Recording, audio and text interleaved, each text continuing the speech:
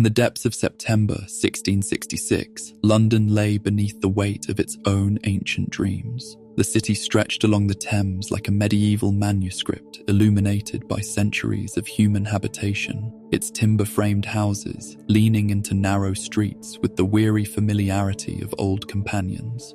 Each structure bore the patina of generations, oak beams blackened by hearth smoke, thatch roofs weathered by countless storms, walls that had witnessed the rise and fall of dynasties, the whispered prayers of plague survivors, and the quiet resilience of a people who had learned to endure.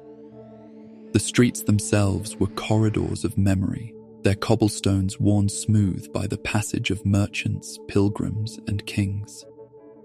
Pudding Lane curved through the heart of the old city like a medieval artery, its bakeries and workshops humming with the eternal rhythms of commerce and craft.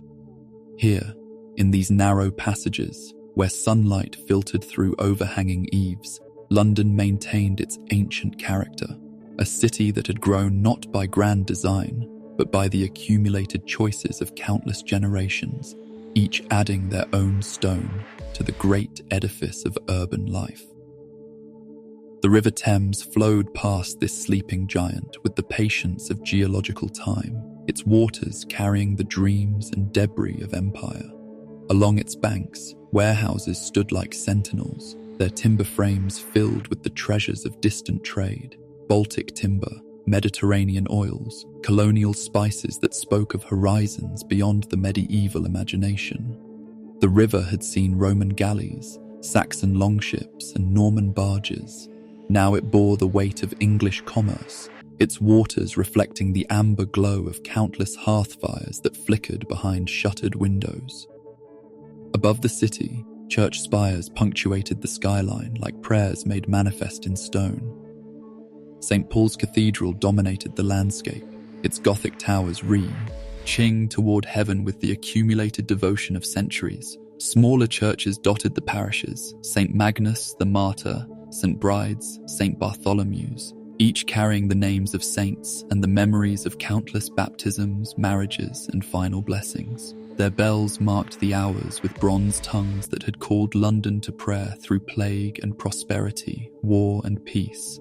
The air itself seemed thick with history, heavy with the smoke of countless fires that had warmed London's hearths for generations. Wood smoke mingled with the scents of bread baking, ale brewing, and the thousand small industries that sustained urban life. In the pre-dawn hours, when the city lay in its deepest sleep, this atmosphere created a cocoon of memory and tradition that seemed to protect London from the uncertainties of a changing world. Yet beneath this mantle of security, the city carried within itself the seeds of its own transformation. The timber that gave London its medieval character also rendered it vulnerable to forces beyond human control. The narrow streets that fostered community also created corridors for catastrophe. The ancient building practices that connected the city to its past also chained it to obsolete methods of construction and safety. As September 1666 began its final days, London rested in the twilight between worlds, still medieval in its bones, yet stirring with the first intimations of modernity. The city's merchants traded with distant continents, its scholars corresponded with European intellectuals, its artisans experimented with new techniques and materials. Change was coming, carried on the winds of commerce and ideas, but it would arrive in ways that no one could have imagined.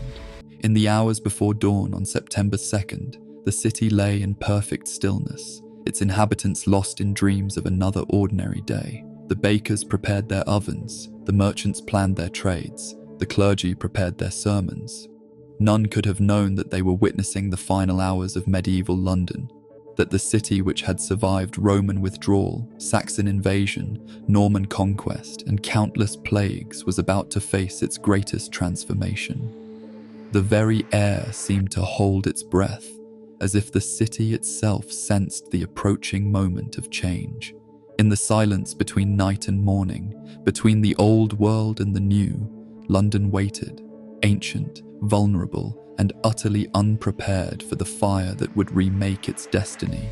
Thomas Farriner's bakery on Pudding Lane embodied the intimate rhythms of London's daily life. its ovens the beating heart of a neighborhood sustained by the ancient alchemy of grain transformed into bread. The building itself was a testament to centuries of craft tradition. Timber frames hewn from English oak, wattle and daub walls that had weathered decades of seasons, floors worn smooth by the daily passage of bakers, apprentices, and customers whose lives revolved around the sacred cycle of bread making. The bakery's interior revealed the accumulated wisdom of generations. Massive oak tables bore the scars of countless loaves, their surfaces polished by years of kneading and rolling. Clay ovens, their brickwork blackened by decades of firing, radiated heat that transformed simple ingredients into the staff of life. Wooden shelves lined the walls, holding the tools of the baker's trade. Wooden peels for sliding loaves into the oven's heart. Wicker baskets for cooling bread. Scales for measuring flour, with the precision that separated skilled craftsmen from mere laborers.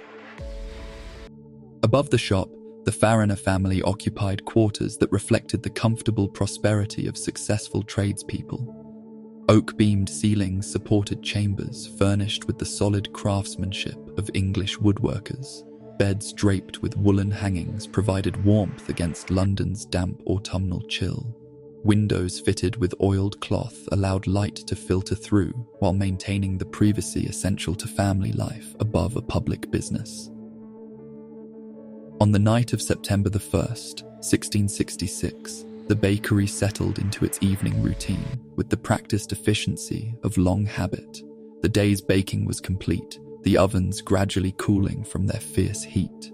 Thomas Fariner, a man whose hands bore the permanent flour dust of his trade, completed his final inspections with the thoroughness of someone weighed. Ho understood that carelessness in matters of fire could prove catastrophic. The ovens that were his livelihood were also his responsibility, their heat a force that demanded constant respect and vigilance. Yet even the most careful craftsman cannot guard against every contingency. In the slow cooling of the bakery's main oven, a single ember, no larger than a child's fingernail, retained its glowing heart long after the flames had died. This fragment of fire, nestled among the cooling coals like a seed waiting for the right conditions to germinate, represented the eternal tension between human control and natural forces. Near the oven, a pile of faggots, bundled kindling prepared for the next day's firing, waited with the patience of prepared fuel. These were not merely sticks of wood, but the carefully selected materials of professional baking: seasoned oak that burned clean and hot, beech that provided steady heat, ash that caught quickly and burned brightly. Each piece had been chosen for its burning qualities, selected by men who understood fire as both servant and master. The combination of ember and fuel created a situation pregnant with possibility. Throughout the night, as the Fariner family slept in their chambers above, the ember maintained its hidden life, breathing quietly in the darkness like a dormant volcano. The wood, dried to perfect combustibility by London's late summer heat, waited in unconscious readiness. Sometime in the early hours of September the 2nd, the ember's patient heat finally found its opportunity. Whether through a shift in air currents, the settling of cooling masonry, or the simple persistence of hidden fire, the glowing fragment made contact with the waiting kindling. The wood, seasoned to perfect dryness, accepted the ember's gift with the eagerness of parched earth receiving rain. The first flames were gentle, almost tentative, as if testing the boundaries of their new freedom. They whispered among the faggots with the soft conversation of fire feeding upon wood, their light barely visible in the pre-dawn darkness. Yet within these modest beginnings lay the potential for transformation that would reshape not merely a single building, but an entire city's destiny.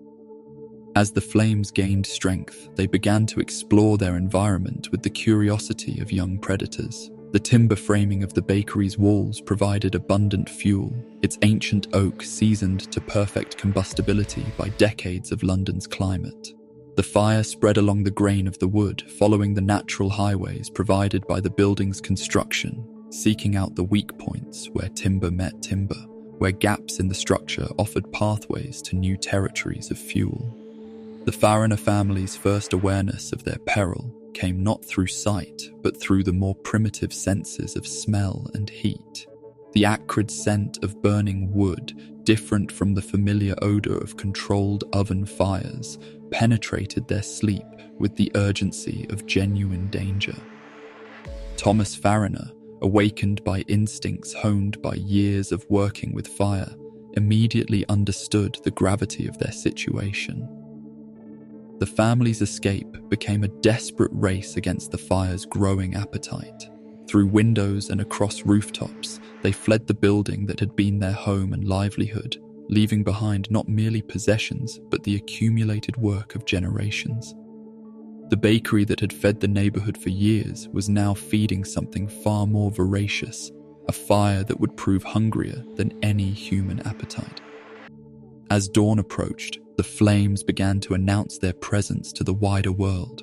Smoke rose from Pudding Lane like a signal fire, carrying the scent of burning timber and the pea. Remise of greater destruction to come. The fire had found its voice, and London would soon learn to listen. The east wind that swept across London on September 2nd, 1666, carried within its currents the accumulated power of continental weather systems, the breath of distant storms that had gathered strength across the North Sea before descending upon the Thames Valley with the force of meteorological destiny. This was not the gentle breeze of summer afternoon, but the urgent respiration of autumn's changing seasons, a wind that spoke of transformation and carried within its gusts the potential to reshape the very foundations of urban life. London's medieval architecture, evolved over centuries of practical necessity and traditional craft, had never been designed to withstand the combined assault of fire and wind. The city's buildings, constructed of timber and thatch, wattle and daub, represented the accumulated wisdom of generations of builders who had prioritized warmth, economy, and the efficient use of available materials over considerations of fire safety that would only become urgent in the crucible of actual conflagration. The wind found in London's narrow streets a perfect instrument for its destructive symphony. The ancient thoroughfares, laid out in the organic patterns of medieval growth rather than the geometric precision of planned cities, created a maze of corridors and channels that accelerated and directed the wind's force with the efficiency of a natural wind tunnel. Buildings that leaned toward each other across narrow lanes, their upper stories nearly touching in places, formed pathways that guided the wind's movement while concentrating its power upon the flames that had begun their work in Thomas Fariner's bakery. As the fire spread from its origin point on Pudding Lane, the wind transformed what might have been a localized disaster into a catastrophe of unprecedented scale. The flames, fed by the wind's constant supply of oxygen, began to exhibit behaves.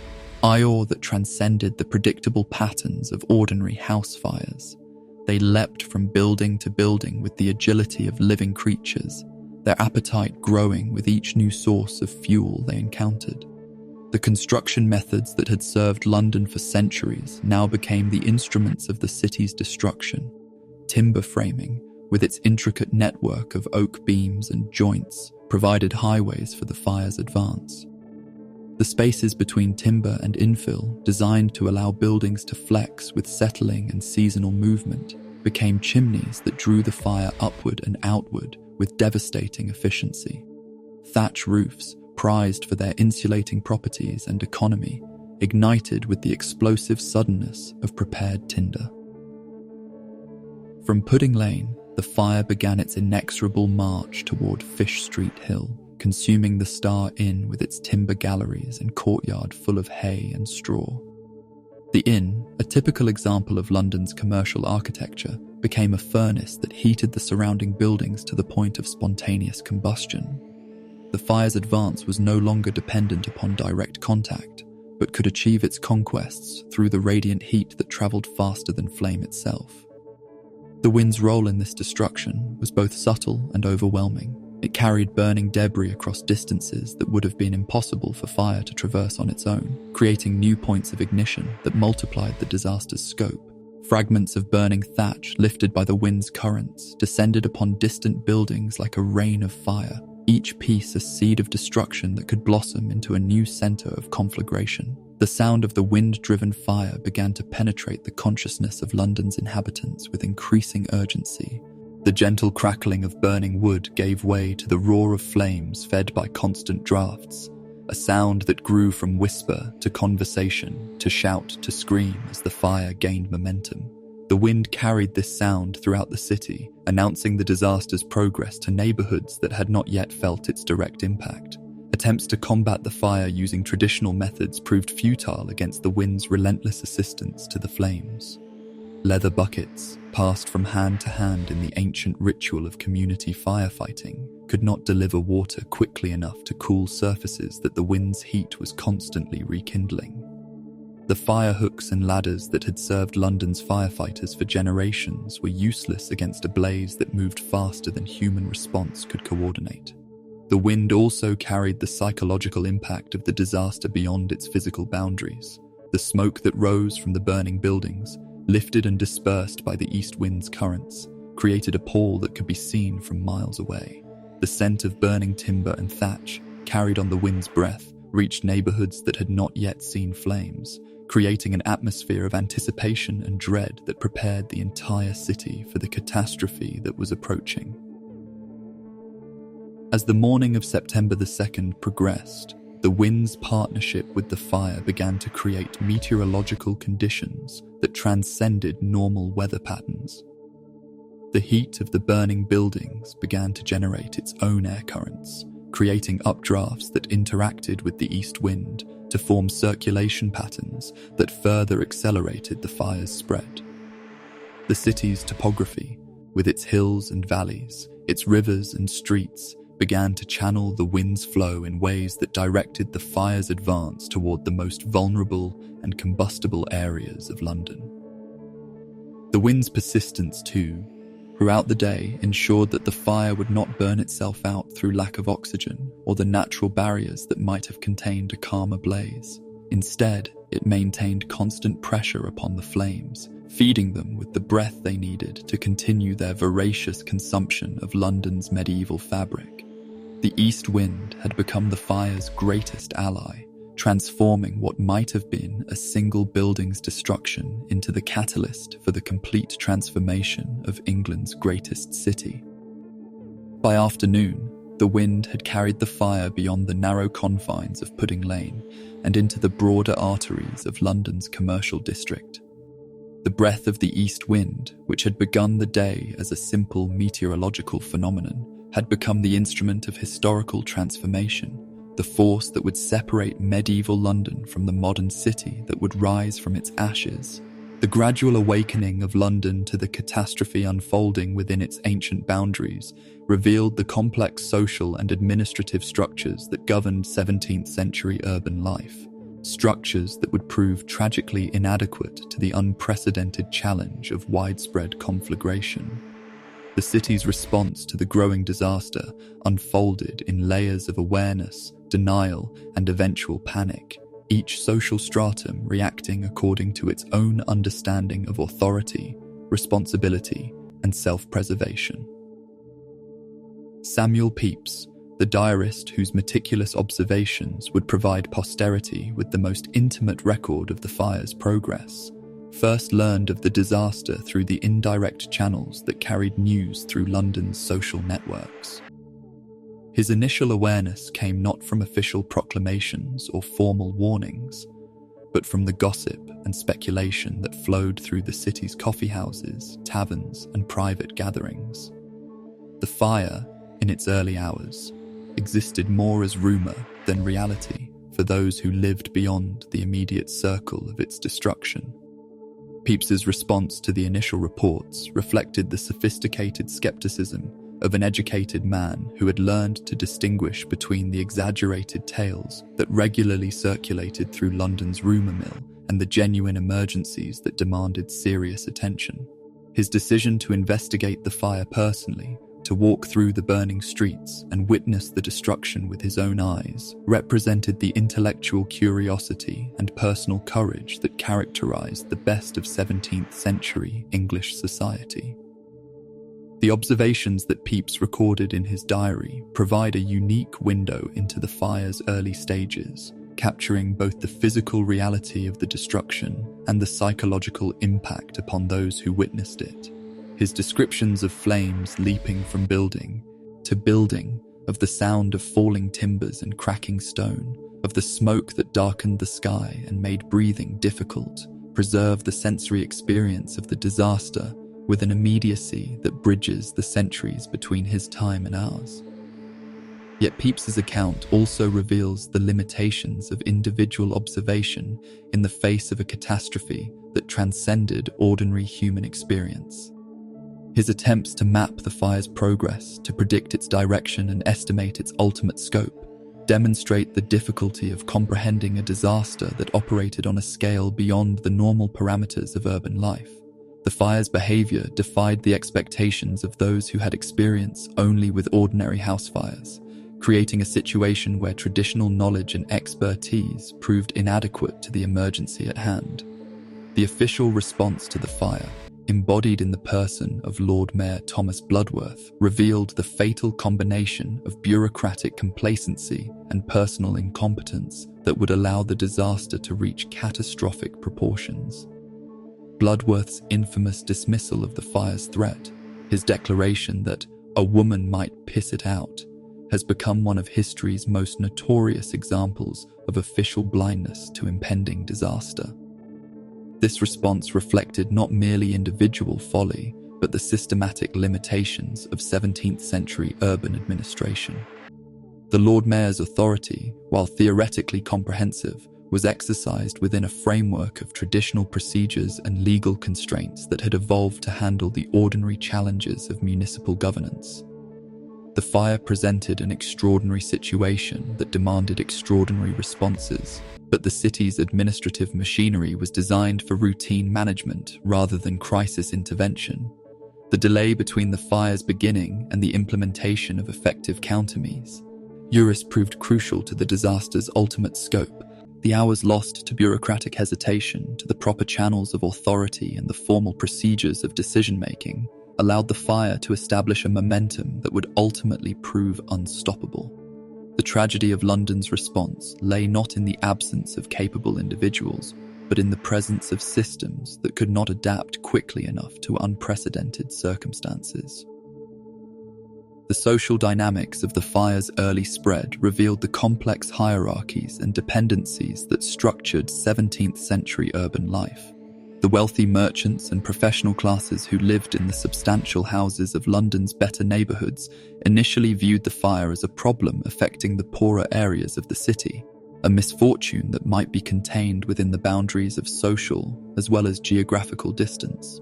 This initial complacency reflected the spatial organisation of London's social structure, where economic status was often correlated with elevation and distance from the river. The assumption that fire, like other urban problems, would primarily affect the poor and leave the prosperous untouched, proved tragically mistaken as the flames began their relentless advance through all levels of society. The fire's democratic character, its indifference to social rank and economic status, became apparent as it consumed the houses of merchants and nobles with the same appetite it had shown for the dwellings of bakers and labourers. The flames recognized no distinctions of class or wealth, treating ancient timber and newly imported marble with equal veracity. This levelling effect created a sense of shared vulnerability that temporarily suspended the normal hierarchies of urban life. King Charles II's growing awareness of the disaster marked a crucial turning point in the official response.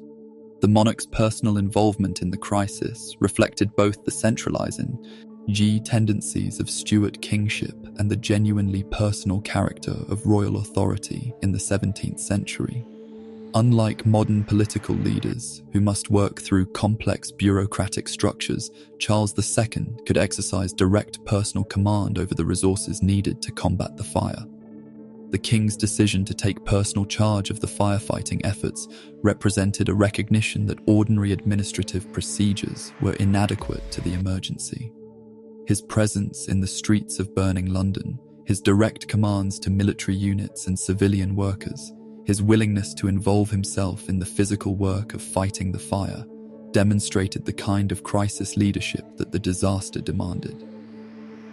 Yet even royal authority faced limitations in confronting a natural force that operated according to its own laws rather than human commands. The fire's behavior transcended the normal categories of political and social control, creating a situation where traditional sources of authority, whether royal, municipal, or ecclesiastical, found themselves confronted with forces beyond their usual sphere of influence. The growing recognition among London's population that they faced an unprecedented crisis began to transform the social dynamics of the city. The initial reactions of curiosity, concern, and localized assistance gave way to a more generalized awareness that the entire urban fabric was threatened. This awareness marked the beginning of a psychological transformation that would parallel the physical destruction of the fire itself. The fire's assault upon London Bridge represented a moment of profound symbolic and practical significance, as the flames reached the ancient stone and timber structure that had connected the city's two banks for over 5 centuries. This bridge, more than merely a means of crossing the Thames, embodied the accumulated history of London's growth and prosperity, its shops and houses creating a community suspended above the river's flowing waters, a testament to human ingenuity and the eternal urban impulse to build upward and outward regardless of natural obstacles. The bridge's construction, begun in the 12th century and completed through the labor of generations, had created one of medieval Europe's most remarkable architectural achievements. Its 19 arches, built of Kentish ragstone, supported not merely a roadway but an entire neighborhood of houses, shops, and even a chapel, creating a vertical city that rose above the Thames like a stone forest. The bridge's buildings, constructed of timber and projecting over the water on both sides, created a tunnel-like effect that concentrated the traffic of people and goods flowing between London and the southern counties. As the fire approached London Bridge from the north, it encountered both opportunity and obstacle. The timber buildings that lined the bridge's roadway provided abundant fuel for the flames' continued advance, their construction methods and materials identical to those that had fed the fire's growth throughout the city. Yet the bridge's stone foundations and the water flowing beneath it also offered the possibility of creating a natural firebreak that might halt the conflagration's southern progress. The decision to destroy houses on the bridge in order to create a gap that the fire could not cross marked a crucial moment in the disaster's development. This deliberate destruction of valuable property, carried out under royal authority and executed by citizens whose own homes might be next, represented a recognition that traditional methods of fire prevention had proved inadequate to the crisis. The act of destroying buildings to save buildings embodied the tragic calculus that the fire had imposed upon London's inhabitants. The efforts to create an effective firebreak on London Bridge revealed both the heroism and the limitations of 17th century firefighting techniques. The men who wielded axes and crowbars to demolish houses in the path of the advancing flames worked in conditions of extreme danger, their efforts hampered by smoke, heat, and the constant threat that the fire would outflank their desperate measures. The speed required to create an effective gap competed with the time needed to clear debris and create a truly impassable barrier. The fire's behavior on London Bridge demonstrated its ability to adapt to changing conditions and exploit unexpected opportunities. When the deliberate destruction of buildings temporarily halted its direct advance, the flames found alternative routes through the bridge's complex structure. The timber framework that supported the bridge's buildings, the wooden conduits that carried water to the shops and houses, the accumulated debris of centuries of construction and repair, all became pathways for the fire's continued progress. The destruction of St. Magnus the Martyr Church marked the fire's first major assault upon London's religious architecture, a symbolic moment that resonated throughout the city's consciousness. This church, dedicated to the patron saint of fishermen and positioned at the northern approach to London Bridge, had served the spiritual needs of the bridge's community for centuries. Its destruction by fire represented not merely the loss of a building, but the severing of spiritual connections there. It had bound the community together across generations. The church's interior, with its wooden pews, timber roof, and accumulated treasures of religious art, provided the fire with a concentrated source of combustible material. The flames, entering through windows and doorways, found in the church's architecture an ideal environment for rapid spread. The building's height and the arrangement of its interior spaces created draft conditions that intensified the fire's heat and accelerated its consumption of the structure's wooden elements. The psychological impact of watching a sacred building consumed by flames extended far beyond the immediate neighbourhood of London Bridge. Churches in 17th century England were not merely places of worship, but centres of community identity, repositories of local history, and symbols of divine protection. The fire's ability to destroy these supposedly sacred spaces challenged fundamental assumptions about the relationship between human society and divine providence. The fire's progress through the warehouses and commercial buildings along the Thames waterfront created a spectacular and terrifying display of industrial destruction.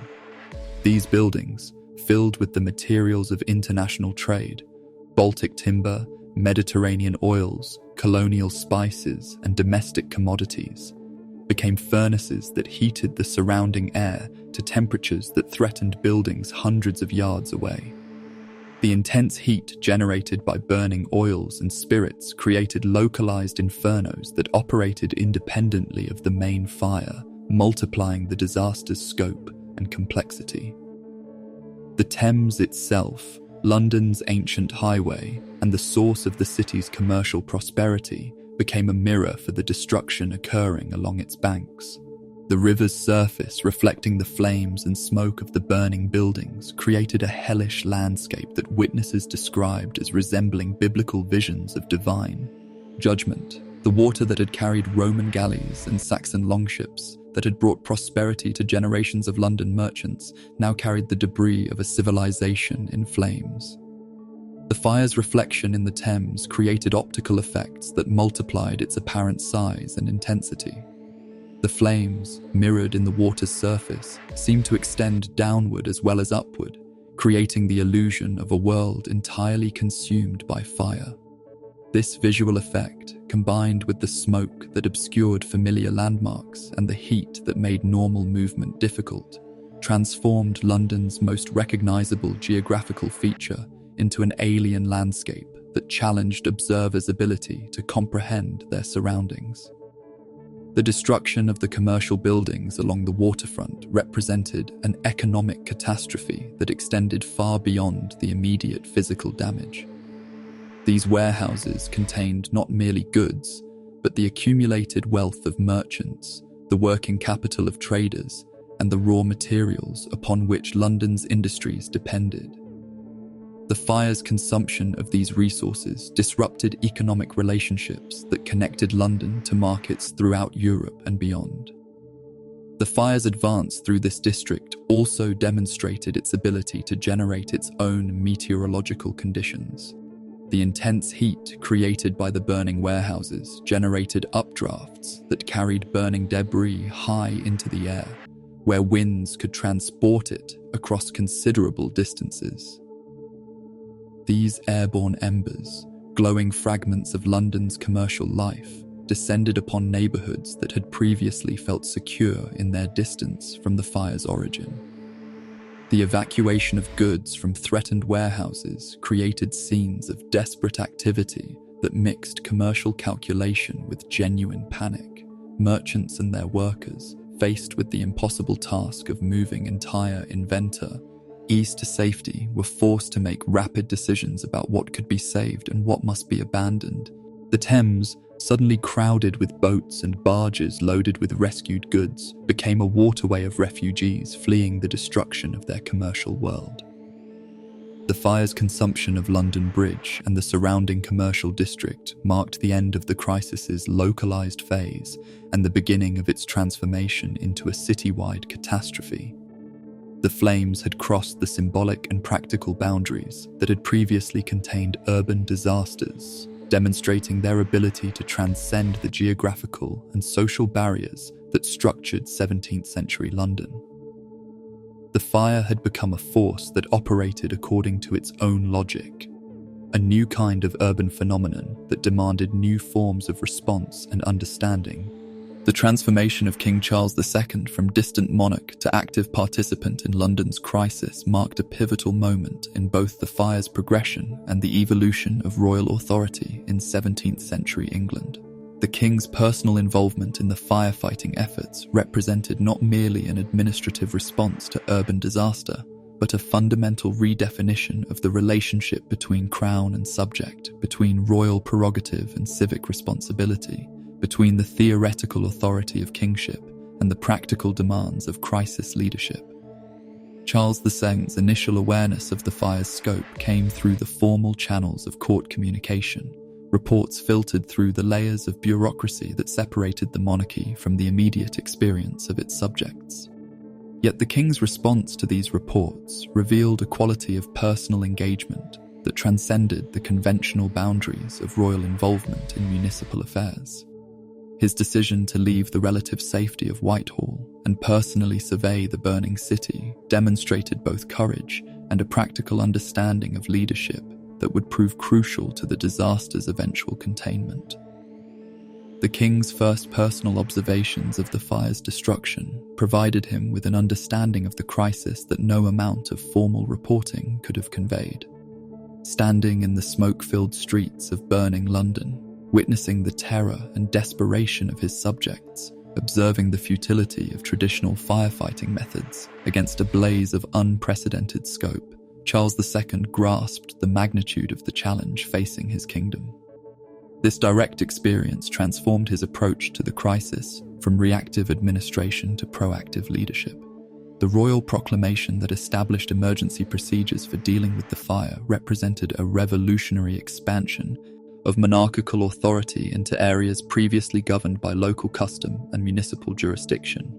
The king's assumption of direct command over firefighting efforts, his authorization of military involvement in civilian disaster response, his suspension of normal legal procedures in favor of emergency measures, all marked a temporary but significant centralization of authority that would influence the development of royal power for generations to come. The Duke of York's appointment as field commander of the firefighting efforts brought military expertise and organizational discipline to a crisis that had previously been handled through the informal coordination of local authorities. James, the king's brother and heir, brought to the task both personal courage and professional competence, his experience in naval warfare providing him with an understanding of logistics and command that proved invaluable in coordinating the complex operations required to combat the fire. The Duke's establishment of fire posts throughout the threatened areas of London created a systematic approach to disaster response that replaced the chaotic individual efforts of earlier days. These posts, staffed by soldiers and civilian volunteers working under military discipline, provided coordination points for the distribution of equipment, the organization of firefighting efforts, and the evacuation of threatened areas. The military's involvement brought not merely additional manpower, but a command structure capable of coordinating complex operations across multiple locations. The king's personal presence among the firefighters and evacuees created a powerful symbolic statement about the monarchy's relationship to its subjects. Charles II, working alongside common citizens in the dangerous and exhausting work of fighting the fire, demonstrated a form of royal leadership that transcended the ceremonial functions traditionally associated with kingship. His willingness to share the dangers and hardships of the crisis created bonds of personal loyalty that would strengthen the monarchy's position in the difficult years that lay ahead. The royal family's distribution of money and provisions to fire refugees represented both practical charity and astute political calculation. The king's personal generosity, funded from the royal treasury and distributed through his own hands, created a direct connection between monarchical authority and relief from suffering. This approach bypassed the traditional channels of charitable distribution, the church, the guilds, the municipal authorities, and established the crown as the primary source of assistance in times of crisis. The use of gunpowder to create fire breaks marked a revolutionary departure from traditional firefighting methods and demonstrated the monarchy's willingness to employ military resources in civilian crisis response. The controlled explosions that demolished buildings in the fire's path required expert knowledge of explosives and their effects, knowledge that was primarily available through military channels.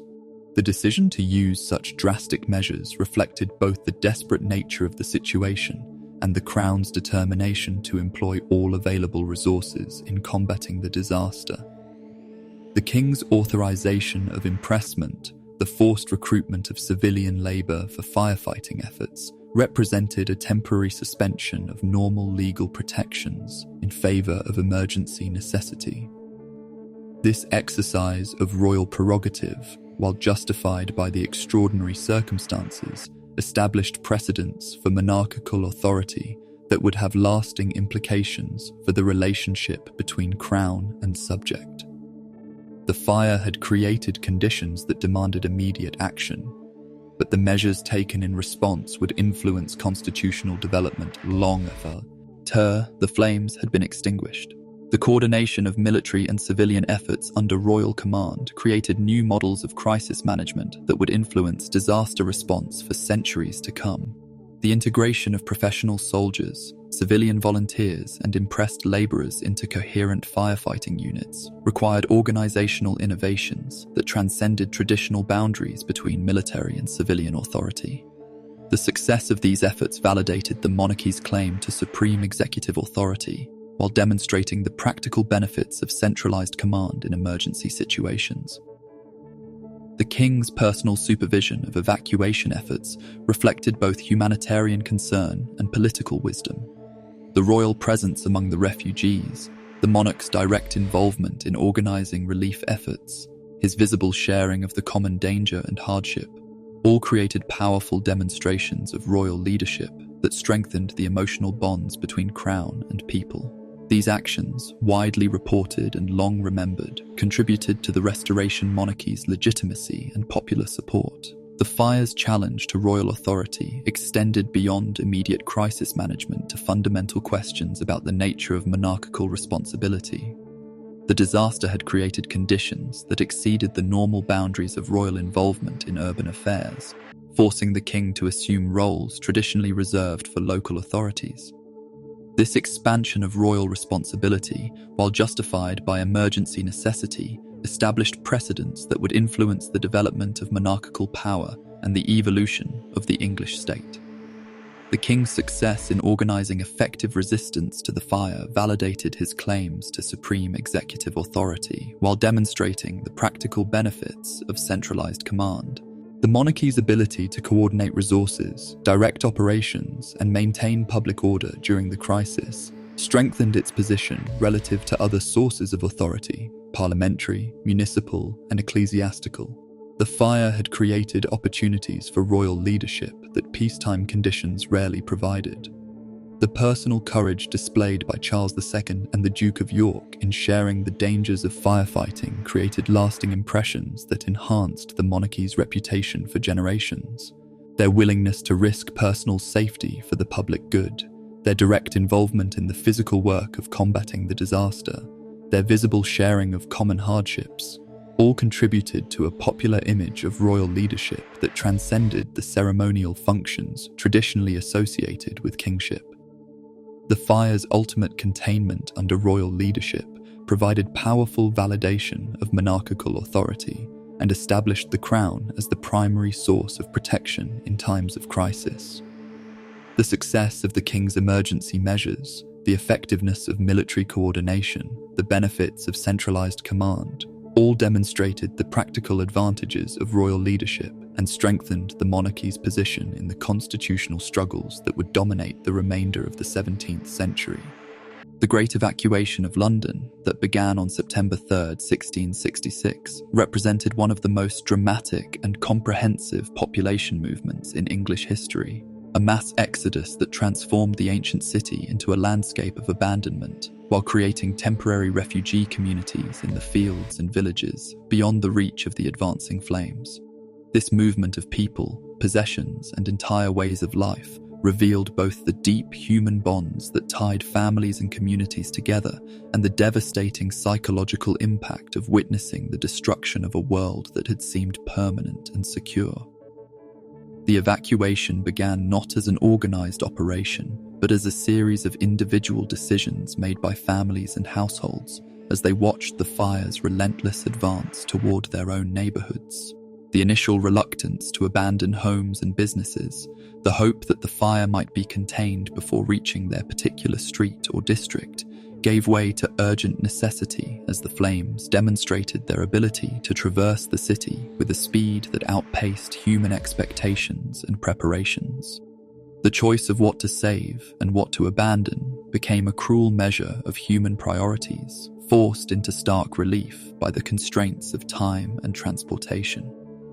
Families found themselves making decisions that would have been unthinkable in ordinary circumstances, weighing the practical value of possessions against their sentimental importance, considering the needs of children and elderly relatives against the desire to preserve the accumulated treasures of lifetimes spent in careful accumulation and preservation. The carts and wagons that carried London's refugees became moving museums of human attachment, their loads revealing the intimate details of lives suddenly made public through necessity. Fine furniture jostled against bundles of clothing, family portraits competed for space with cooking implements, precious books shared cramped quarters with children's toys. The vehicles themselves, pressed into service from their ordinary roles in commerce and agriculture, became the vessels of an entire civilization in flight. The Thames, London's ancient highway, assumed a new role as the primary route of escape for those whose resources allowed them to hire boats and barges. The river, which had carried Roman legions and Saxon raiders, Norman conquerors and Tudor monarchs, now bore the cargo of ordinary citizens fleeing the destruction of their world. The watercraft of all descriptions, from elegant private barges to humble fishing boats, created a flotilla of refugees that stretched along the Thames like a maritime procession of the dispossessed. The scenes along the riverbank revealed the democratic nature of disaster, as the fire's threat reduced all social distinctions to the common denominator of human vulnerability. Wealthy merchants found themselves competing with laborers for space in crowded boats, while noble families shared accommodations with tradespeople and artisans. The formal hierarchies that structured 17th century society temporarily dissolved in the face of shared danger and mutual dependence. The evacuation routes that led from London into the surrounding countryside became pathways of transformation, as urban dwellers accustomed to the rhythms and securities of city life found themselves thrust into an agricultural landscape that seemed alien and unwelcoming. The fields that had previously supplied London with food and raw materials now became temporary refuges for the city's displaced population, their pastoral tranquility disturbed by the arrival of thousands of people carrying the trauma and urgency of urban catastrophe. The temporary camps that sprang up in the fields around London created impromptu communities that reflected both human resilience and the deep social bonds that disaster could not destroy. Families shared provisions with strangers. Neighbors from different districts found themselves reunited in unexpected circumstances, and the informal networks of mutual assistance that had sustained London's neighborhoods reconstituted themselves in new geographical arrangements. The psychological impact of the evacuation extended far beyond the immediate trauma of displacement. For many refugees, the view of London burning in the distance provided their first comprehensive understanding of the disaster's scope. The familiar skyline, dominated by church spires and marked by landmarks that had oriented their daily lives, was transformed into a landscape of smoke and flame that seemed to belong to a different world entirely. The children who participated in this exodus experienced a formative encounter with the fragility of human institutions and the power of natural forces. The adults who had previously represented security and control were revealed as equally vulnerable to circumstances beyond their control. The homes and neighborhoods that had provided stability and identity were shown to be temporary constructions that could be destroyed by forces indifferent to human attachment and investment. The elderly refugees faced particular challenges in adapting to the sudden disruption of routines and environments that had shaped their lives for decades. The physical demands of evacuation, the stress of displacement, the loss of familiar surroundings and possessions, all combined to create hardships that tested the limits of human endurance. Yet the care and assistance provided by family members and neighbors revealed the strength of social bonds that transcended individual self-interest. The evacuation also created opportunities for acts of extraordinary generosity and mutual assistance that revealed the best qualities of human nature under extreme stress. Strangers offered shelter and food to displaced families, farmers opened their fields to urban refugees, and entire communities mobilized to provide assistance to those who had lost everything. These acts of charity and solidarity created bonds of gratitude and obligation that would influence social relationships long after the immediate crisis had passed. The rumors and stories that circulated among the refugee communities reflected both the human need to understand catastrophic events and the tendency of extreme circumstances to generate explanations that transcended rational analysis. Tales of foreign plots, divine punishment, and supernatural intervention provided frameworks for comprehending a disaster that seemed to exceed the normal boundaries of human experience. The search for scapegoats that began among the refugee communities revealed the darker aspects of human nature under stress. The fear and anger generated by the loss of homes and possessions, the need to assign blame for circumstances beyond individual control, the tendency to suspect outsiders and foreigners, all contributed to the development of conspiracy theories and accusations that would have lasting consequences for London's social cohesion.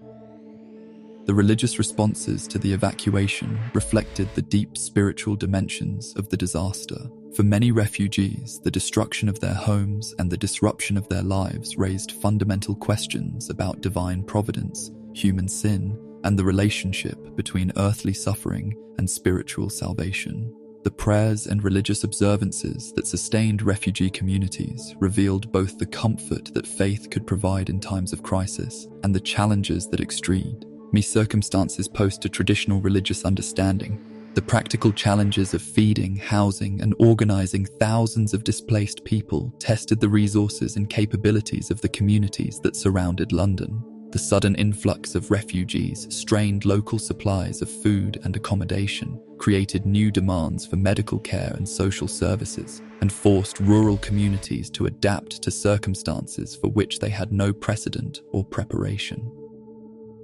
The evacuation's impact on London's economic life extended far beyond the immediate physical destruction. The dispersal of the city's population disrupted the networks of trade and commerce that had sustained urban prosperity for centuries. Master craftsmen found themselves separated from their apprentices, merchants lost contact with their customers, and entire industries faced the prospect of reconstruction from scattered and demoralized human resources. The temporary nature of the refugee communities created both hope and uncertainty about the future. While most evacuees expected to return to London once the fire was extinguished, the scale of the destruction raised questions about whether the city they had known would ever be restored. The evacuation had created a population of urban nomads whose future depended on decisions about reconstruction and renewal that had not yet been made. The documentation of the evacuation by observers like Samuel Pepys and John Evelyn provided future generations with detailed accounts of how an entire urban population could be displaced and reorganized in response to catastrophic circumstances. Their records revealed both the human costs of such disasters and the remarkable capacity of communities to adapt and survive even the most extreme challenges to their established ways of life.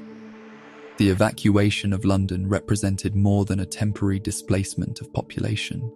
It marked a fundamental rupture in the continuity of urban and life that would influence the city's development for generations to come. The refugees who gathered in the fields around London were not merely waiting for the fire to burn out. They were witnessing the end of medieval London and preparing, perhaps without fully realizing it, for their participation in the creation of a new kind of city.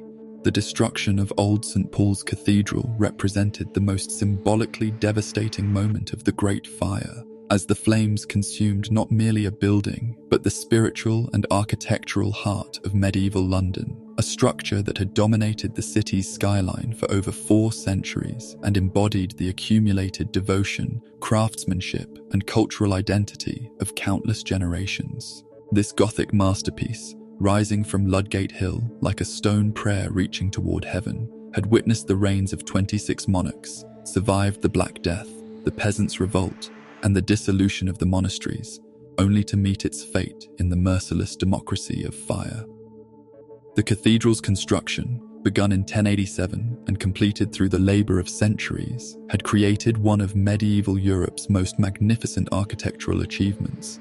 Its nave, stretching 585 feet in length, was longer than any other cathedral in England, while its spire, rising to 489 feet, had made it the tallest building in the world at the time of its completion. The structure represented not merely architectural ambition, but the collective faith of a civilization that measured its devotion in stone and mortar, in the patient accumulation of beauty that would outlast the lives of its creators.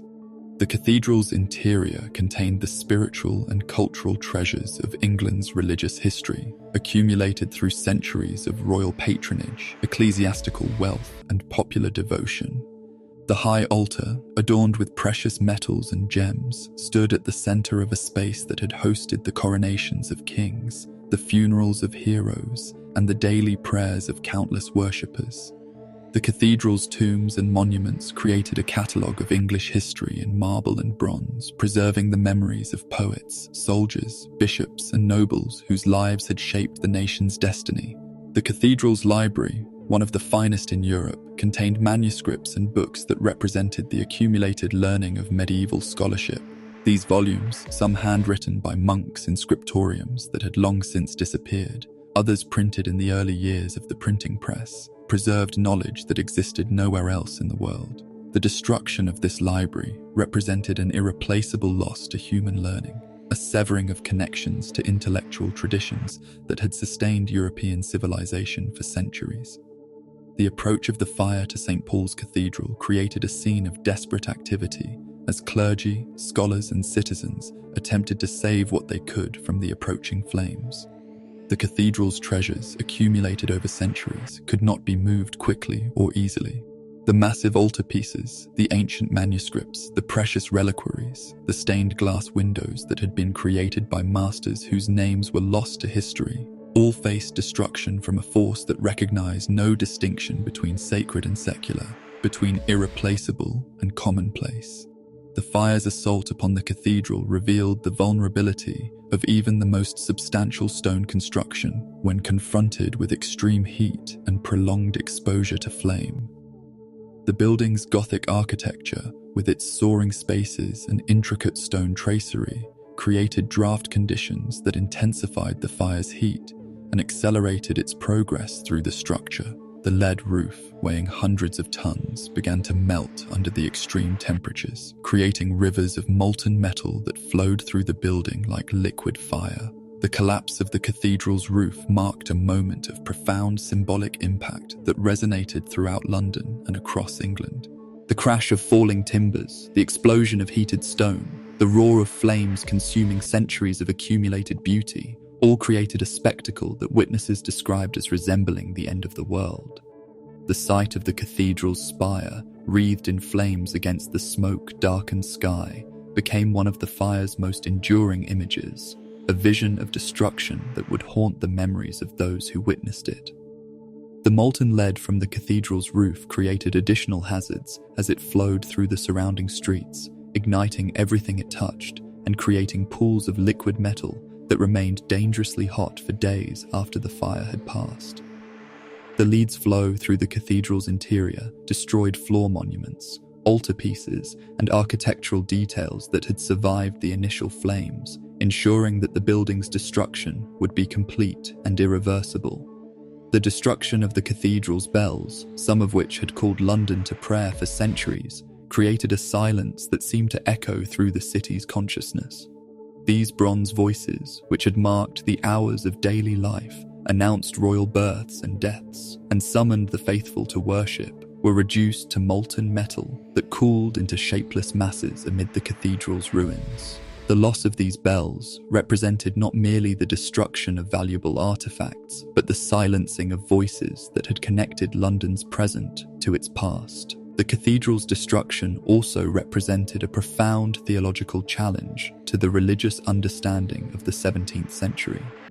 The fire's ability to destroy God's house, to consume the altar where the Eucharist had been celebrated for centuries, to reduce sacred relics to ash and bone, all raised questions about divine providence, human sin, and the relationship between earthly suffering and spiritual salvation. The disaster forced London's religious community to confront fundamental questions about the nature of sacred space and the permanence of religious institutions. The Guildhall, London's centre of municipal government and commercial regulation, faced the fire's assault with the accumulated dignity of centuries of civic authority. This building, constructed in the 15th century and expanded through successive generations, embodied the independence and prosperity of London's merchant class, the complex web of guilds and trading companies that had made the city one of Europe's most important commercial centres. The Guildhall's Great Hall, with its magnificent hammer-beam roof and stained glass windows depicting the city's history, provided a setting for the ceremonies and negotiations that had shaped London's development for over 2 centuries. The building's destruction represented not merely the loss of architectural heritage, but the disruption of institutional continuity that had sustained London's commercial and political life through periods of national turmoil and social change. The fire's consumption of the Royal Exchange, the commercial heart of London's trading activities, marked the destruction of an institution that had revolutionized English commerce and established London as a rival to Antwerp and Amsterdam in international trade. The Exchange, built in the 16th century and modelled on the great commercial centres of the Low Countries, had created a focal point for the buying and selling of goods, the negotiation of contracts, and the exchange of commercial information that connected London to markets throughout Europe and beyond. The destruction of the Exchange's courtyards, where merchants from dozens of countries had gathered to conduct business in multiple languages and currencies, represented the temporary disruption of commercial relationships that had taken generations to establish. The fire had not merely destroyed buildings, but had scattered the human networks that sustained international trade, creating challenges for economic recovery that would extend far beyond the immediate work of physical reconstruction. The parish churches that dotted London's landscape, each serving a distinct community within the larger urban fabric, faced the fire's approach with the accumulated prayers and devotion of their congregations. These smaller religious buildings, while lacking the grandeur of St. Paul's Cathedral, possessed their own significance as centres of neighbourhood identity and spiritual life. The destruction of these churches represented the dissolution of community bonds that had sustained London's social cohesion for centuries. The fire's destruction of church records, including registers of births, marriages, and deaths, created gaps in the historical record that would affect families and communities for generations. These documents, maintained by parish clergy as part of their pastoral responsibilities, provided the only official record of vital events for the majority of London's population. Their destruction created challenges for establishing inheritance rights, proving legal relationships, and maintaining the continuity of family histories. The collapse of ancient churches also revealed the archaeological treasures that lay beneath London's streets. The intense heat of the fire, penetrating deep into the ground, exposed Roman foundations, Saxon burial grounds, and medieval artifacts that had been hidden beneath centuries of urban development. These discoveries, while scientifically valuable, served as reminders of the layers of history that the fire was obliterating, the accumulated human experience that was being reduced to ash and rubble. The destruction of London's religious and civic architecture represented more than the loss of individual buildings. It marked the end of an entire urban civilization that had evolved over more than a millennium. The medieval city, with its narrow streets, timber-framed houses, and Gothic churches, had created a distinctive urban environment that reflected the values, technologies, and social arrangements of its era. The fire's consumption of this architectural heritage cleared the way for new forms of urban development that would reflect the changing character of English society in the later 17th century. The silence that followed the collapse of each ancient building seemed to echo with the voices of all who had lived and worked within its walls. The fire had not merely destroyed stone and timber, but had severed connections to the past that could never be fully restored. The London that would rise from the ashes would be a different city, built by a different generation according to different principles, carrying forward only fragments of the medieval heritage that had been lost to the democracy of flame.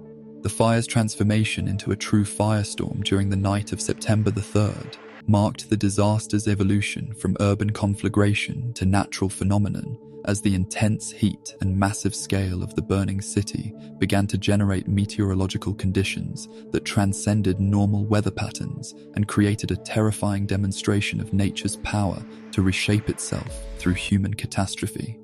The fire had become something more than the sum of its individual blazes, a unified force that operated according to its own atmospheric laws and generated its own weather systems with the awesome power of a volcanic eruption or hurricane.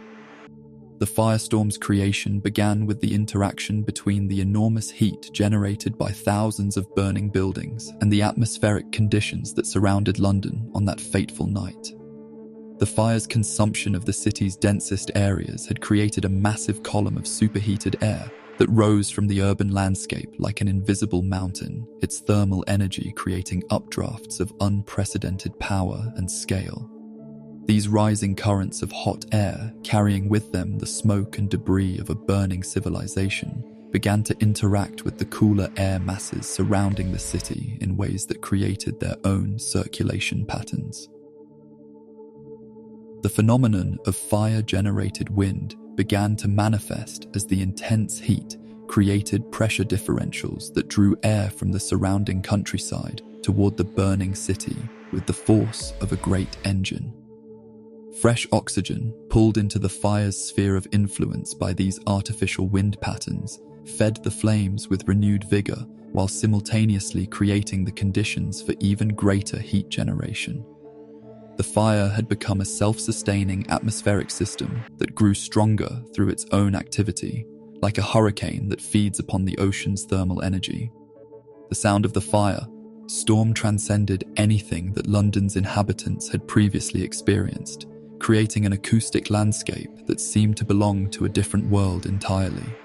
The roar of thousands of individual fires merged into a single voice that could be heard for miles beyond the city's boundaries, a sound that witnesses described as resembling the crash of ocean waves, the rumble of continuous thunder, or the screaming of giant winds. This noise, generated by the fire's consumption of oxygen and the expansion of heated air, created a psychological impact that was almost as devastating as the physical destruction itself.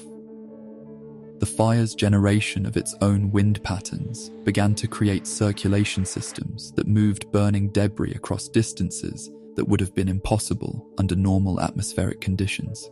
Fragments of burning timber, pieces of molten lead, and clouds of glowing sparks were lifted by the fire's updrafts and carried by its artificial winds to locations far from the original blazes.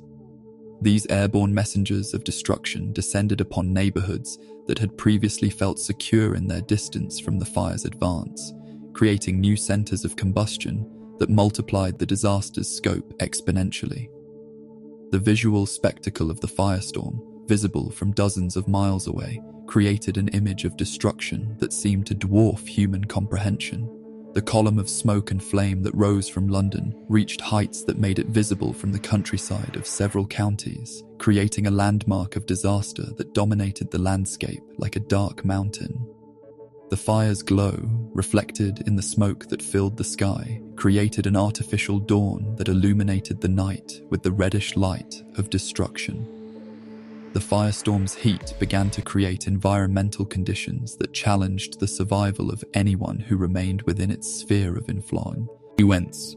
The air itself became difficult to breathe, not merely because of smoke, but because of the extreme temperatures that made each breath a searing experience. The radiant heat generated by the fire's intensity could ignite combustible materials at considerable distances, creating the phenomenon of spontaneous combustion that allowed the fire to leap across streets and open spaces that should have provided natural barriers to its advance. The fire's interaction with London's topography created microclimates of destruction that varied dramatically across different areas of the city. The hills and valleys that gave London its distinctive geography channeled the fire's artificial winds in ways that concentrated its force upon particular neighbourhoods while creating relative calm in others. The Thames, which had been expected to provide a natural barrier to the fire's advance, instead created wind patterns that carried burning debris across its waters, negating the river's protective value. The firestorm's impact upon the Thames itself created one of the disaster's most memorable visual effects. The river's surface, heated by the radiant energy of the burning city, began to steam and bubble in places where the water was shallow or where burning materials had fallen into the current. The contrast between the cool water and the superheated air created fog and steam that mixed with the smoke to create an otherworldly atmosphere that obscured familiar landmarks and disoriented anyone attempting to navigate the transformed landscape. The fire's generation of its own weather patterns began to create precipitation in the form of ash and cinders that fell like snow across a wide area surrounding London. This artificial precipitation, composed of the pulverized remains of buildings, possessions, and human artifacts, created a grey blanket that covered the countryside for miles around the city. The ashfall served as a tangible reminder of the scale of destruction occurring within the fire's sphere of influence, bringing the disaster's amour packed to communities that had not directly experienced the flames. The firestorm's electrical activity, generated by the interaction between rising columns of heated air and the moisture in the atmosphere, created lightning displays that added to the apocalyptic character of the disaster. These electrical discharges, striking within the fire's own smoke columns, created spectacular visual effects that witnesses described as resembling divine judgment or supernatural intervention. The lightning, while not directly contributing to the fire's spread, added to the psychological impact of a disaster that seemed to transcend the normal boundaries of natural phenomena. The fire's ability to generate its own tornado-like vortices represented the most extreme manifestation of its meteorological power. These spinning columns of superheated air, created by the interaction between the fire's updrafts and the wind patterns it had generated, moved through the burning city with the destructive force of natural tornadoes. These fire whirls, as they came to be known, could lift burning debris high into the air and transport it across considerable distances, creating new centers of destruction far from their points of origin. The firestorm's impact upon human perception created psychological challenges that were almost as significant as the physical dangers it posed. The combination of extreme heat, dense smoke, deafening noise, and constantly changing wind patterns created a sensory environment that overwhelmed the human capacity for orientation and decision-making. People attempting to flee the fire found themselves lost in familiar neighborhoods, disoriented by the transformed landscape and the atmospheric conditions that made normal navigation impossible. The fire's transformation into a firestorm marked the point at which human agency became almost entirely irrelevant to the disaster. As progression, the firefighting efforts that had shown some success in the fire's early stages proved utterly inadequate to the forces that were now at work. The fire had become a natural phenomenon that operated according to its own laws, indifferent to human efforts to control or direct its behavior. The firestorm's duration, lasting through the night and into the following day, created a sustained experience of terror that tested the limits of human endurance. The constant roar of the flames, the continuous fall of ash and debris, the shifting patterns of wind and heat, all combined to create an environment that seemed to exist outside the normal boundaries of human experience. The fire had created its own world, a realm of destruction that operated according to laws that no human authority could influence or control. The gradual subsidence of the firestorm, as the fire began to exhaust the fuel sources that had sustained its atmospheric effects, marked the beginning of the disaster's transformation from natural phenomenon back to human crisis. The artificial weather systems that the fire had created began to dissipate, the unnatural winds subsided, and the acoustic fury that had dominated the night gradually gave way to the more familiar sounds of individual blazes consuming their remaining fuel. The subtle shift in atmospheric conditions that began during the early hours of September 4th brought the first intimations of hope to a city that had seemed doomed to complete destruction, as the east wind that had fed the fire's voracious appetite for 3 days began to weaken and change direction, creating opportunities for effective resistance that had been impossible during the height of the conflagration. This meteorological mercy, arriving like a divine intervention in the narrative of disaster, marked the beginning of the fire's transformation from unstoppable force to controllable crisis, though the change came so gradually that few recognized its significance until hours after the turning point had passed. The wind's shift from east to south represented more than a simple change in weather patterns. It altered the fundamental dynamics that had sustained the fire's advance through London's medieval landscape. The strong easterly winds that had carried the fire from its origins on Pudding Lane toward the heart of the city had created a corridor of destruction that seemed to point directly at the complete obliteration of England's greatest urban centre. The southern winds, blowing at a more moderate pace and from a different angle, disrupted the fire's established patterns of advance and created opportunities for the defensive strategies that had proven futile during the previous days. The fire's encounter with the open spaces around the Tower of London marked the first successful demonstration of the firebreak strategy that would ultimately contain the disaster.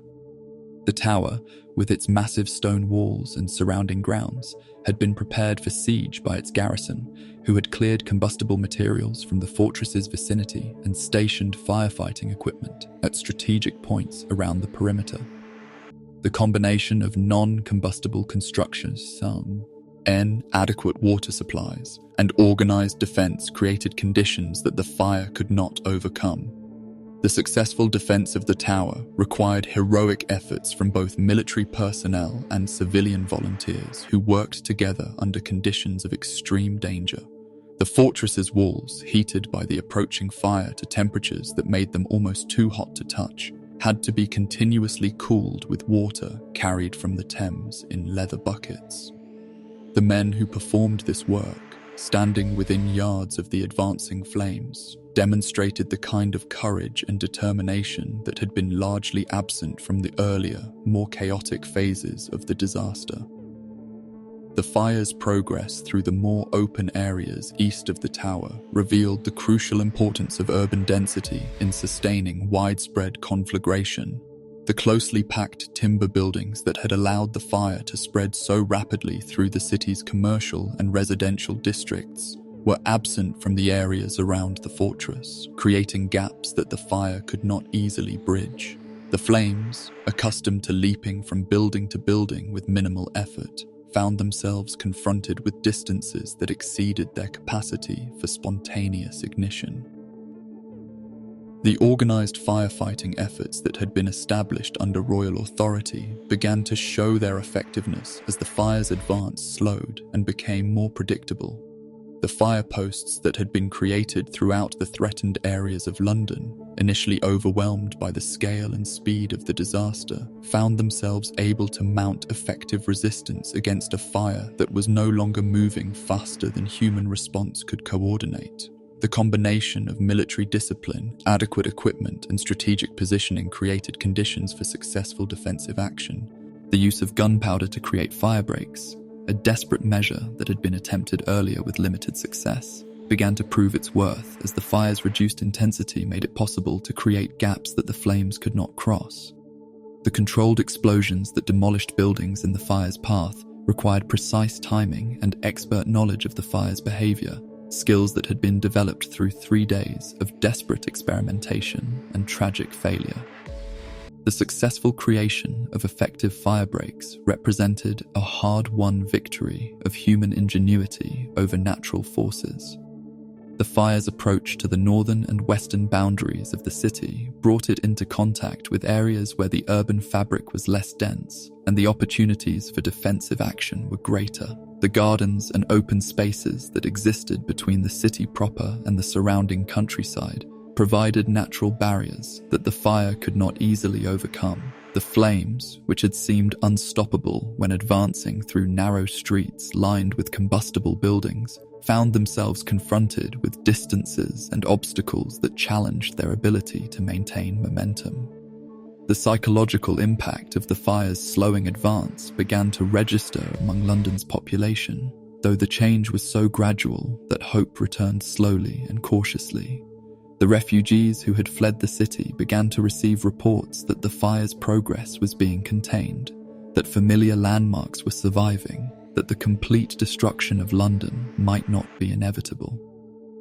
These reports, initially greeted with skepticism born of 3 days of unrelenting bad news, gradually began to create a sense that the worst of the disaster might be passing. The fire's exhaustion of fuel in the areas where it had burned most completely began to create natural firebreaks that complemented the artificial ones created by human effort. The districts where the fire had consumed everything combustible became empty spaces that could not support further advance. The fire, having devoured the medieval city that had sustained its growth, found itself increasingly isolated in pockets of remaining fuel that could not support the kind of widespread advance that had characterized its earlier stages. The coordination of firefighting efforts began to achieve the kind of systematic effectiveness that had been impossible during the chaos of the fire's initial advance. The fire posts established under royal authority, now experienced in the techniques that proved effective against the particular conditions of London's conflagration, began to work together in coordinated campaigns that addressed the fire's behavior with strategic intelligence rather than desperate improvisation. The fire's encounter with the stone construction of churches and public buildings began to demonstrate the effectiveness of non-combustible materials in resisting its advance. While many of these structures had been damaged or destroyed by the extreme heat, others had survived sufficiently intact to serve as anchor points for defensive efforts. The successful defense of particular buildings created morale victories that encouraged continued resistance and demonstrated that the fire could be defeated. The Thames, which had seemed irrelevant to the fire's advance during the height of the conflagration, began to prove its value as a source of water and a natural barrier as the fire's reduced intensity made it possible to mount effective water-based defenses. The river's proximity to many of the remaining threatened areas allowed firefighters to maintain adequate water supplies for the sustained efforts that effective fire suppression required. The fire's reduced wind support made it possible for the first time to predict its likely path and prepare defenses accordingly. The firefighting efforts, which had been largely reactive during the fire's period of rapid advance, began to incorporate strategic planning that anticipated the fire's behavior and positioned resources to maximum advantage. This transition from reactive to proactive firefighting marked a crucial turning point in the human response to the disaster. The gradual recognition that the fire could be controlled and ultimately defeated began to transform the psychological atmosphere surrounding the disaster. The despair and panic that had characterized the previous days gave way to a more determined and organized response that reflected growing confidence in the possibility of salvation. The fire, which had seemed like a force of nature beyond human influence, began to appear as a problem that human intelligence and effort could solve.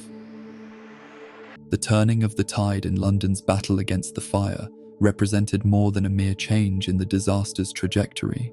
It marked the beginning of a transformation in the relationship between human society and the natural forces that had seemed to threaten its very existence. The fire's containment would prove to be not merely the end of a crisis, but the beginning of a new chapter in London's history, one that would be written by the same human determination that had finally turned the tide against the flames. The eerie quiet that descended upon London as the last major flames surrendered to exhaustion and human effort created an acoustic landscape more disturbing than the roar of the fire itself, a silence pregnant with the weight of unprecedented destruction and the stunned consciousness of a city that had ceased to exist as its inhabitants had known it. The absence of the familiar sounds of urban life, the calls of street vendors, the rumble of cartwheels on cobblestones, the conversations of neighbours, the bells that had marked the hours for centuries, created an emptiness that seemed to echo with the voices of everything that had been lost. The morning of September 5th revealed London transformed into a landscape that seemed to belong to a different world entirely. A moonscape of ruins where familiar landmarks had been reduced to abstract patterns of rubble and ash. The medieval city that had awakened 4 days earlier in the comfortable certainty of its own permanence had been replaced by a geography of destruction that challenged the ability of even long-time residents to orient themselves among the transformed remains of their former home. The first surveys of the devastation, conducted by royal officials and municipal authorities attempting to assess the scope of the disaster, revealed statistics that seemed to transcend ordinary human comprehension. The fire had consumed approximately 13,200 houses, destroying the homes of perhaps 70,000 people in a city whose total population barely exceeded 80,000. The flames had obliterated 87 parish churches, each representing the spiritual centre of a distinct community, and had reduced the great cathedral of St. Paul's to ruins that would take generations to clear and rebuild. The destruction extended far beyond residential areas to encompass the commercial and institutional heart of London's urban life. The Royal Exchange, the Guildhall, the Custom House, and dozens of other public buildings had been reduced to rubble, disrupting the administrative and economic functions that had sustained London's position as England's premier city. The fire had not merely destroyed buildings, but had dismantled the institutional framework that had made London a centre of trade, government, and culture. The human cost of the disaster, paradoxically, proved to be far less severe than the scale of physical destruction might have suggested. Contemporary accounts record only 6 verified deaths directly attributable to the fire, a remarkably low figure that reflected both the advance warning provided by the fire's relatively slow initial progress and the effectiveness of the evacuation efforts that had removed most of the population from the path of immediate danger. This miraculous preservation of human life provided a source of comfort and gratitude that tempered the shock of material loss. The low death toll, however, could not account for the psychological trauma and social disruption that the disaster had inflicted upon London's population. The fire had not merely destroyed possessions, but had severed connections to place, community, and identity that could not be easily restored. The refugees who began to return to survey the ruins of their former homes confronted not merely material loss, but the dissolution of the social and cultural frameworks that had given meaning to their lives. The immediate aftermath of the fire revealed the extent to which London's medieval character had been dependent upon the accumulated layers of history that the flames had obliterated. The narrow streets and timber-framed buildings that had given the city its distinctive character were gone, replaced by open spaces filled with rubble and ash. The organic pattern of urban development that had evolved over centuries had been raised, creating opportunities for entirely new approaches to city planning and construction. The silence that filled the ruins was broken only by the occasional crash of weakened walls finally succumbing to structural damage, the drip of water from firefighting efforts, and the footsteps of those who ventured into the devastated areas to search for salvageable possessions or to assess the damage to particular properties. These sounds, amplified by the absence of normal urban noise, created an acoustic environment that emphasized the completeness of the transformation that had occurred. The ash that covered everything created a grey uniformity that obscured the boundaries between what had been streets and what had been buildings, between public and private spaces, between the sacred and the secular. This coating of pulverized London created a landscape that seemed to exist outside the normal categories of urban geography, a terrain that required new forms of navigation and understanding. The air itself remained thick with the lingering smoke of materials that continued to smolder in the ruins, creating atmospheric conditions that made normal breathing difficult and limited visibility to distances that sometimes measured in yards rather than miles. The smoke carried with it the sense of a destroyed civilization. Burned timber, melted metal, incinerated fabric, and the indefinable odor of a world that had been reduced to ash. The first attempts to account for specific losses revealed the magnitude of the cultural and economic disaster that had befallen London. Libraries containing irreplaceable manuscripts had been reduced to ash, while workshops holding the tools and products of skilled craftsmen had been destroyed along with the knowledge and experience they represented. The fire had consumed not merely physical objects, but the accumulated human capital that had made London a centre of learning, craftsmanship, and commerce. The documentation of the disaster began almost immediately as observers like Samuel Pepys and John Evelyn attempted to record their impressions of the transformed city for posterity. Their accounts, written in the immediate aftermath of the fire, capture both the shocking reality of the physical destruction and the psychological impact of witnessing the complete transformation of a familiar urban environment. The practical challenges facing the city's survivors began to emerge as the immediate shock of the disaster gave way to the need for concrete responses to unprecedented circumstances. The questions of where to house the homeless, how to feed the displaced population, how to maintain public order, and how to begin the work of reconstruction required immediate attention from authorities who were themselves struggling to comprehend the scope of the catastrophe. The fire had created a situation that had no precedent in English history, a complete urban disaster that exceeded the normal boundaries of municipal crisis management. The traditional authorities and institutions that would normally have coordinated the response to such events had themselves been disrupted or destroyed by the fire, creating a vacuum of leadership that would need to be filled by new forms of organization and authority. The economic implications of the disaster began to manifest as merchants and tradespeople attempted to assess the damage to their businesses and livelihoods. The fire had destroyed not merely buildings and inventory, but the entire infrastructure of commerce that had sustained London's economic life. The workshops, warehouses, and trading establishments that had made London a commercial centre would need to be rebuilt from the ground up.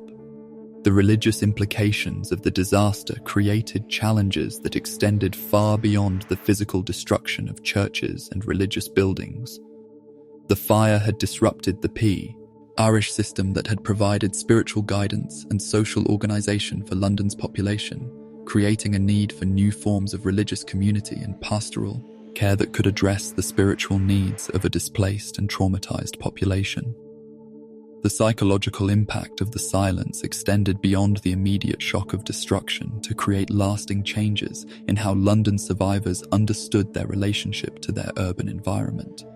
The city that had seemed permanent and secure had been revealed as fragile and temporary, subject to forces beyond human control or prediction. This recognition would influence not only the immediate work of reconstruction, but the long-term development of London's identity and character. The beginning of the cleanup process revealed the practical challenges that would dominate the next phase of London's history. The removal of debris, the clearing of streets, the identification of property boundaries obscured by destruction, all required coordinated effort on a scale that had never been attempted in English urban history. The work of clearing away the remnants of medieval London would prove to be almost as challenging as the eventual task of building its replacement. The silence that filled the ruins carried within it the seeds of renewal as well as the weight of destruction. The empty spaces created by the fire's consumption of London's medieval fabric provided opportunities for new forms of urban development that would have been impossible under normal circumstances. The disaster had created a blank canvas upon which a new kind of city could be designed and built, one that would reflect the changing character of English society in the later 17th century. The smouldering remnants of London's medieval past began to cool into the foundation upon which the city's future would be built. The silence that marked the end of the fire's destructive phase also marked the beginning of a new chapter in London's history, one that would be written by the same human determination that had finally brought the flames under control. The quiet that filled the ruins was not merely the absence of sound, but the presence of possibility, the breathing space that would allow London to reinvent itself according to new principles and new dreams. The aftermath of London's Great Fire created an urgent need for explanation and accountability that reflected both the human desire to understand catastrophic events and the political necessity of assigning responsibility for a disaster that had challenged the very foundations of social order. The search for causes and culprits that began even as the flames were being extinguished revealed the complex interplay of rational investigation and irrational fear that characterized 17th century responses to events that seemed to transcend ordinary human experience. The official investigation into the fire's origins, conducted by parliamentary commissioners and royal officials, approached the disaster with the methodical precision that characterized the emerging scientific revolution. These investigators, influenced by the rational empiricism that was beginning to reshape European intellectual life, sought to establish the facts of the fire's beginning and progression through careful examination of evidence and testimony from witnesses. Their work represented one of the first systematic attempts to understand a major disaster through scientific rather than supernatural explanations. The investigation's conclusions, while ultimately accurate in their identification of the fire's accidental origins, faced significant resistance from a population that had been traumatized by the scale of destruction and was eager to find human agents responsible for their suffering. The official finding that the fire had begun accidentally in Thomas Farriner's bakery, spread by natural causes, and been exacerbated by weather conditions and urban design flaws satisfied the demands of rational inquiry, but failed to provide the emotional satisfaction that many sought from explanations of such unprecedented catastrophe. The popular response to the disaster revealed the persistence of older turns of thought that interpreted major events through the lens of supernatural intervention, divine punishment, or human conspiracy. The fire's scale and intensity seemed to many observers to exceed the boundaries of natural phenomena, suggesting either divine wrath visiting judgment upon a sinful city or human malice orchestrated by enemies of the English state and Protestant religion. The anti-Catholic sentiment that emerged in the fire's aftermath reflected both the religious tensions that characterized 17th century England and the human tendency to blame outsiders for inexplicable disasters. The Catholic population of London, already viewed with suspicion by their Protestant neighbours, became convenient scapegoats for a tragedy that seemed to require human villains. The rumours of Catholic plots, foreign invasion, and papal conspiracy provided explanations that satisfied the need for culpable enemies, while reflecting the broader anxieties of a society that felt itself under threat from both internal and external forces. The case of Robert Hubert, the French watchmaker who falsely confessed to starting the fire, illustrated the complex psychology of disaster response and the dangers of seeking simple explanations for complex events. Hubert's confession, extracted through interrogation and possibly motivated by mental illness or the desire for notoriety, provided authorities with a convenient resolution to public demands for justice while obscuring the actual causes of the disaster. Hubert's execution, carried out despite the implausibility of his confession and the lack of corroborating evidence, demonstrated the extent to which the search for accountability could override rational consideration of facts. The watchmaker's death satisfied the public's need for vengeance while creating a judicial precedent that would influence responses to future disasters. The case revealed the tension between the demands of justice and the requirements of public order in times of crisis. The parliamentary investigation's final report, published after months of careful inquiry, provided a comprehensive analysis of the fire's causes and progression that emphasized the role of natural factors while rejecting theories of deliberate arson or foreign conspiracy. The report's conclusions, based on extensive testimony and physical evidence, established the fire's accidental origins and identified the combination of weather conditions, urban design flaws, and inadequate firefighting resources that had allowed the disaster to reach such catastrophic proportions. The investigation's findings, while scientifically sound, failed to completely dispel the conspiracy theories and supernatural explanations that had emerged in the fire's aftermath. The gap between official conclusions and popular belief reflected the broader cultural tensions of a society in transition between traditional and modern ways of understanding the world. The fire had created a crisis that demanded explanation, but the explanations that satisfied rational inquiry did not necessarily address the emotional and spiritual needs of those who had experienced the disaster. The monument erected to commemorate the fire, with its original inscription blaming the disaster on the treachery and malice of the popish faction, reflected the persistence of conspiracy theories despite official findings to the contrary. The monument's text, composed in the politically charged atmosphere of the fire's aftermath, demonstrated how historical memory could be shaped by contemporary prejudices and fears, rather than factual accuracy. The eventual revision of the monument's inscription, removing the anti-Catholic language after the Catholic James II's accession to the throne, illustrated the political nature of disaster interpretation and the ways in which official explanations could be modified to serve changing political needs. The monument's changing text provided a physical record of how the same event could be understood differently by different generations and political regimes. The fire's impact on legal and administrative procedures revealed the need for new approaches to disaster response and urban planning. The inadequacies revealed by the fire's progression led to the development of new building codes, firefighting procedures, and emergency response protocols that would influence urban development for generations to come. The disaster had created a laboratory for testing new approaches to urban safety and crisis management. The social and political ramifications of the fire extended far beyond the immediate work of reconstruction to influence fundamental questions about the relationship between government and citizen, the role of central authority in local affairs, and the responsibility of the state for protecting its subjects from natural disasters.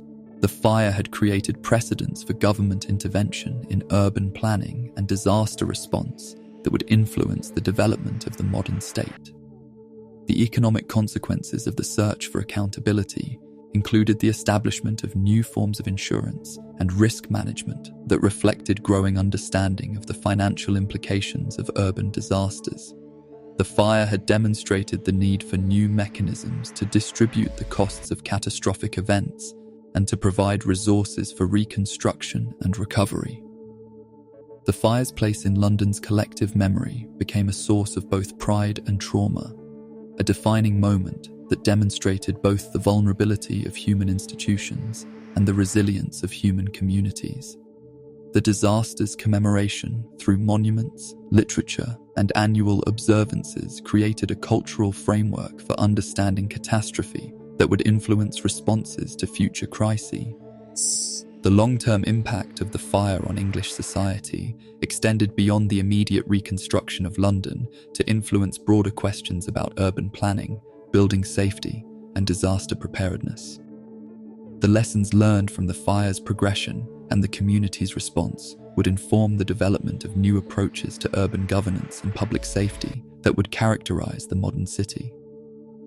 The fire's ultimate legacy lay not in the assignment of blame or the punishment of scapegoats, but in the knowledge gained through rational investigation and the precedents established for community response to unprecedented challenges. The disaster had created opportunities for learning and growth that would influence the development of London and English society for centuries to come. The emergence of Christopher Wren as the principal architect of London's reconstruction represented one of history's most remarkable conjunctions of genius, opportunity, and historical necessity. As a mathematician and astronomer who had previously devoted his intellectual energies to the abstract realms of scientific inquiry, found himself called upon to reimagine the physical fabric of England's greatest city.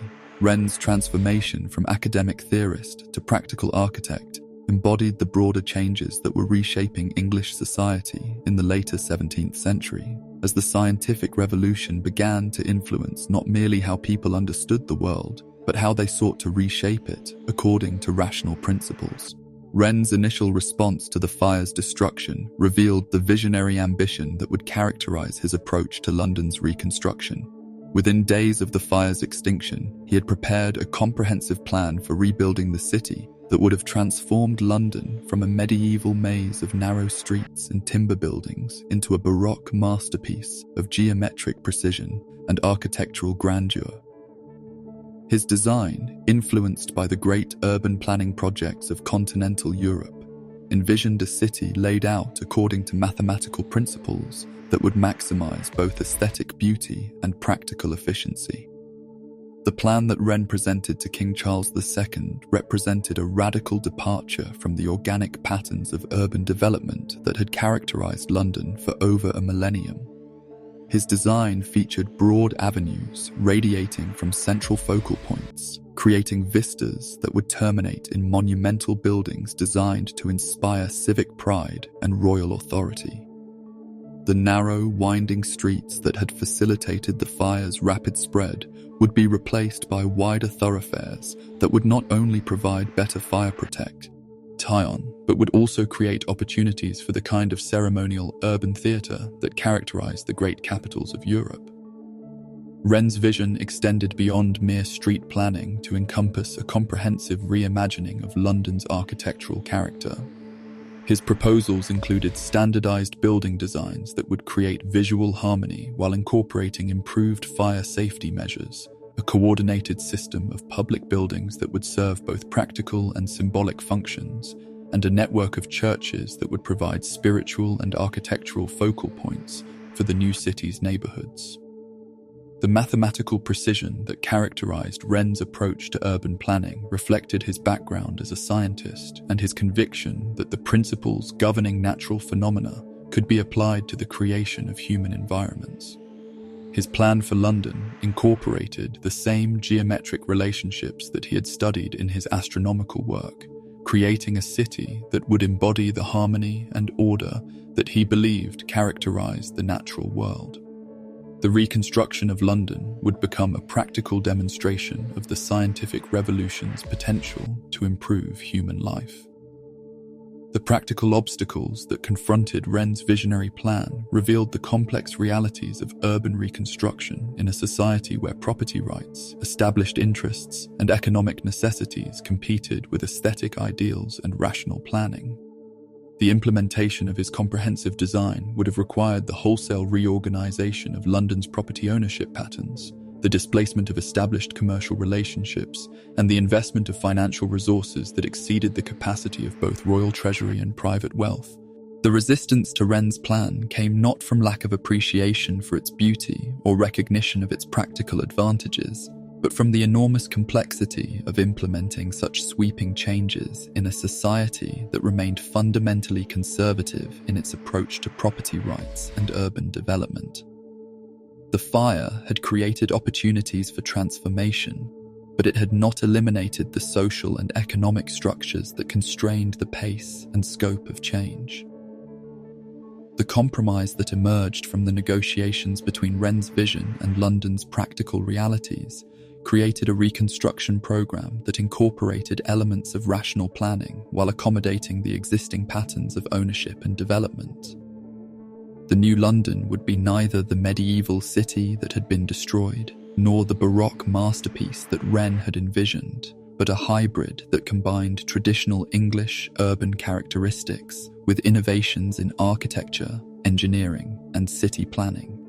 The building regulations that were established for London's reconstruction reflected Wren's influence while addressing the practical concerns that had been revealed by the fire's progression.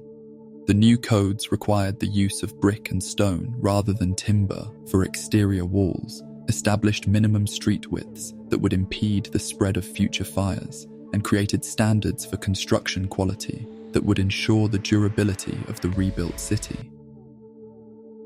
The implementation of these regulations represented a revolution in English urban development, as the traditional freedom of property owners to build according to their own preferences and resources was constrained by public safety requirements and aesthetic considerations. The fire had created a consensus that individual liberty must be balanced against collective security, establishing precedents for government regulation of private construct that would influence urban development for centuries to come.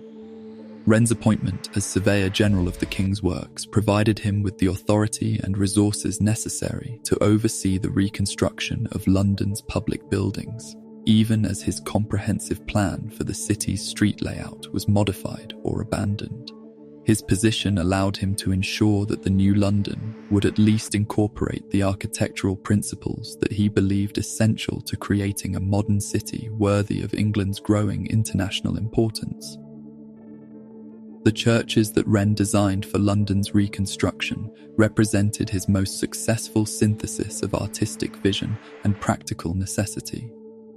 The 51 churches that he built to replace those destroyed by the fire created a new architectural vocabulary that combined classical proportions with innovative engineering solutions, demonstrating how traditional religious functions could be served by buildings that embodied the scientific and aesthetic principles of the emerging modern age.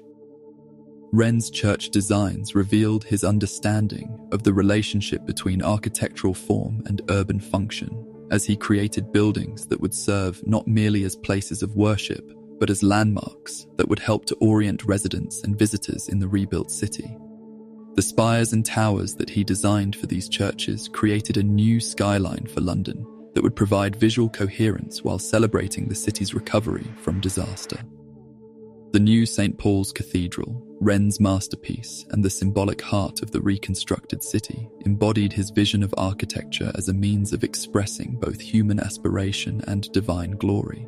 The cathedral's design, combining classical proportions with Baroque grandeur, created a building that would serve as both a place of worship and a monument to London's resilience and renewal. The cathedral's construction, extending over more than 3 decades, provided Wren with opportunities to refine his architectural philosophy and to experiment with innovative construction techniques. The building's dome, one of the largest in the world, required engineering solutions that pushed the boundaries of contemporary construction knowledge while creating a landmark that would define London's skyline for centuries to come. The broader impact of Wren's work on London's reconstruction extended beyond the specific buildings that he designed to influence the development of English architecture and urban planning. His integration of scientific principles with aesthetic considerations created new standards for public building that would influence the design of cities throughout the English-speaking world. The legacy of Wren's vision for London's reconstruction lay not in the comprehensive realization of his original plan, but in the demonstration that rational planning and scientific principles could be applied to the creation of urban environments that served both practical and aesthetic purposes. His work established architecture as a discipline that could contribute to the improvement of human life through the thoughtful design of the built environment.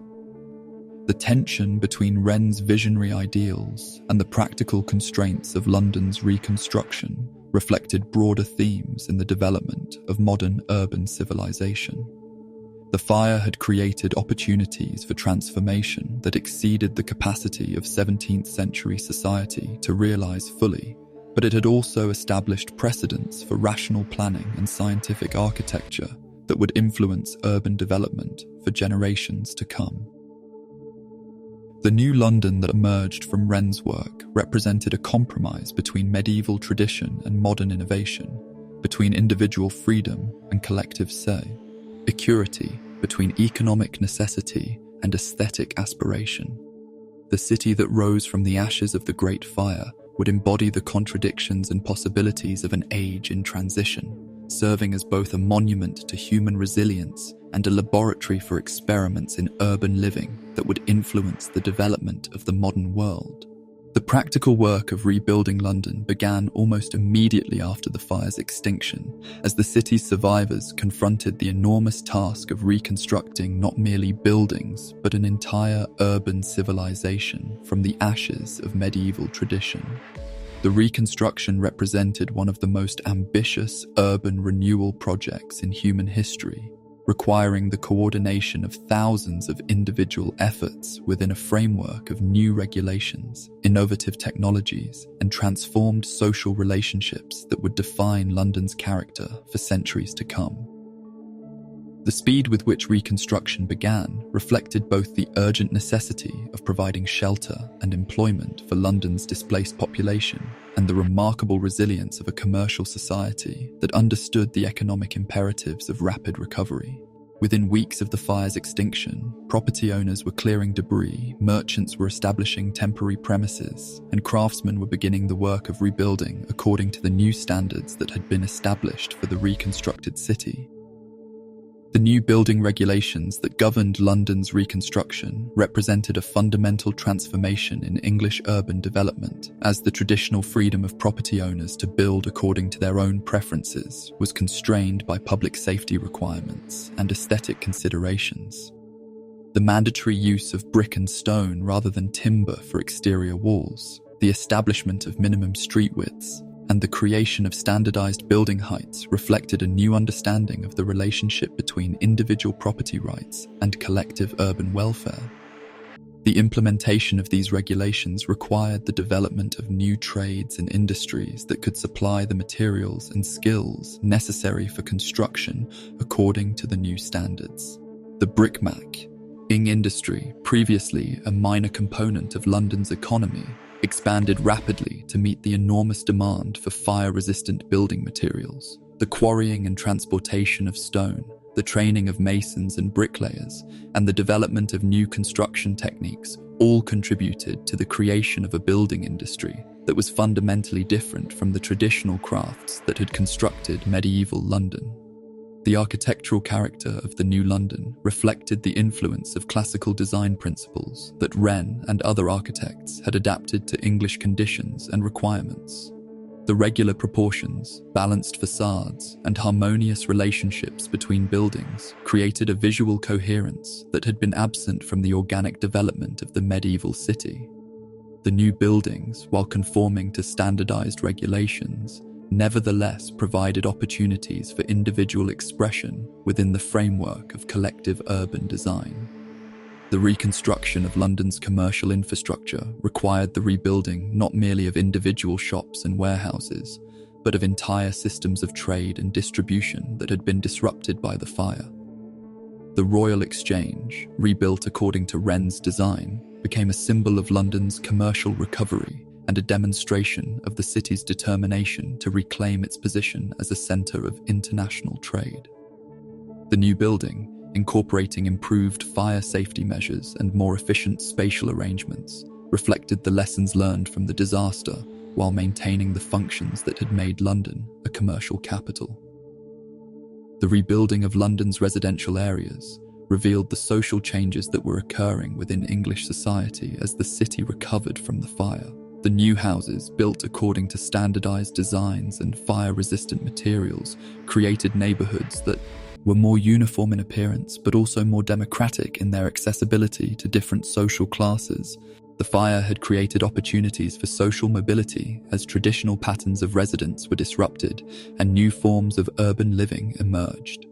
The The reconstruction of London's churches under Wren's direction represented the most visible and symbolically important aspect of the city's renewal.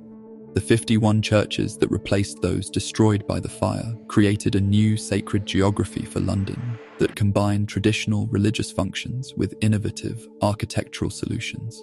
The church's spires and towers, designed to be visible from multiple vantage points throughout the city, created landmarks that helped residents navigate the transformed urban landscape while providing focal points for community identity. The new St. Paul's Cathedral, begun in 1675 and completed in 1710, became the crowning achievement of London's reconstruction and a symbol of the city's resilience and renewal. The cathedral's design, combining classical proportions with Baroque grandeur, created a building that served both religious and civic functions, providing a setting for state ceremonies and national celebrations while maintaining its role as the spiritual centre of the Church of England. The cathedral's construction required innovations in engineering and construction techniques that pushed the boundaries of contemporary knowledge while creating employment for hundreds of skilled craftsmen. The building's dome, one of the largest in the world, required the development of new methods for distributing structural loads and creating stable foundations that could support the enormous weight of the stone and lead construction. The economic recovery that accompanied London's physical reconstruction demonstrated the resilience of commercial networks and the capacity of market mechanisms to adapt to catastrophic disruption. The fire had destroyed buildings and inventory, but it had not eliminated the human capital, commercial relationships, and entrepreneurial energy that had made London a centre of trade and finance. The reconstruction process created new opportunities for investment and development that accelerated London's economic growth. The development of new industries and trades to support the reconstruction effort contributed to London's economic diversification and technological innovation. The expansion of brickmaking, the development of new construction techniques, and the growth of architectural and engineering professions all reflected the ways in which the fire had created opportunities for economic development that might not have emerged under normal circumstances. The reconstruction of London's infrastructure required the development of new approaches to urban services and public utilities that reflected both the lessons learned from the fire and the growing understanding of public health and safety requirements. The new sewage systems, water supplies, and street layouts incorporated principles of sanitation and disease prevention that had been largely ignored in the medieval city. The social consequences of London's reconstruction extended beyond the immediate work of rebuilding to influence the development of new forms of urban community and civic identity. The shared experience of disaster and recovery created bonds of solidarity that transcended traditional social divisions, while establishing new patterns of cooperation and mutual assistance that would characterize London's development for generations to come. The cultural impact of the reconstruction process influenced not merely the physical appearance of the new London, but also the intellectual and artistic life of the city. The rebuilding effort attracted architects, artists, and craftsmen from throughout Europe, creating a cosmopolitan cultural environment that would contribute to London's emergence as a centre of Enlightenment thought and artistic innovation. The international attention that London's reconstruction attracted demonstrated the city's growing importance as a model for urban development and disaster recovery. The techniques and principles developed during the rebuilding process would influence urban planning and architecture throughout Europe and the emerging English colonies, establishing London as a laboratory for experiments in modern urban living. The completion of London's reconstruction, while never achieving the comprehensive transformation that Wren had originally envisioned, nevertheless created a city that was fundamentally different from the medieval metropolis that had been destroyed by the fire. The new London, with its brick buildings, wider streets, and classical architecture, represented a synthesis of traditional English urban characteristics with continental European design principles and emerging modern approaches to city planning. The success of London's reconstruction provided validation for the principles of rational planning and scientific architecture that had guided the rebuilding effort. The city's rapid recovery from disaster demonstrated the capacity of human intelligence and organization to overcome catastrophic destruction while creating opportunities for improvement and innovation that would influence urban development for centuries to come. The phoenix that rose from the ashes of medieval London was not merely a restored version of the old city, but a new form of urban civilization that embodied the values and aspirations of an age in transition.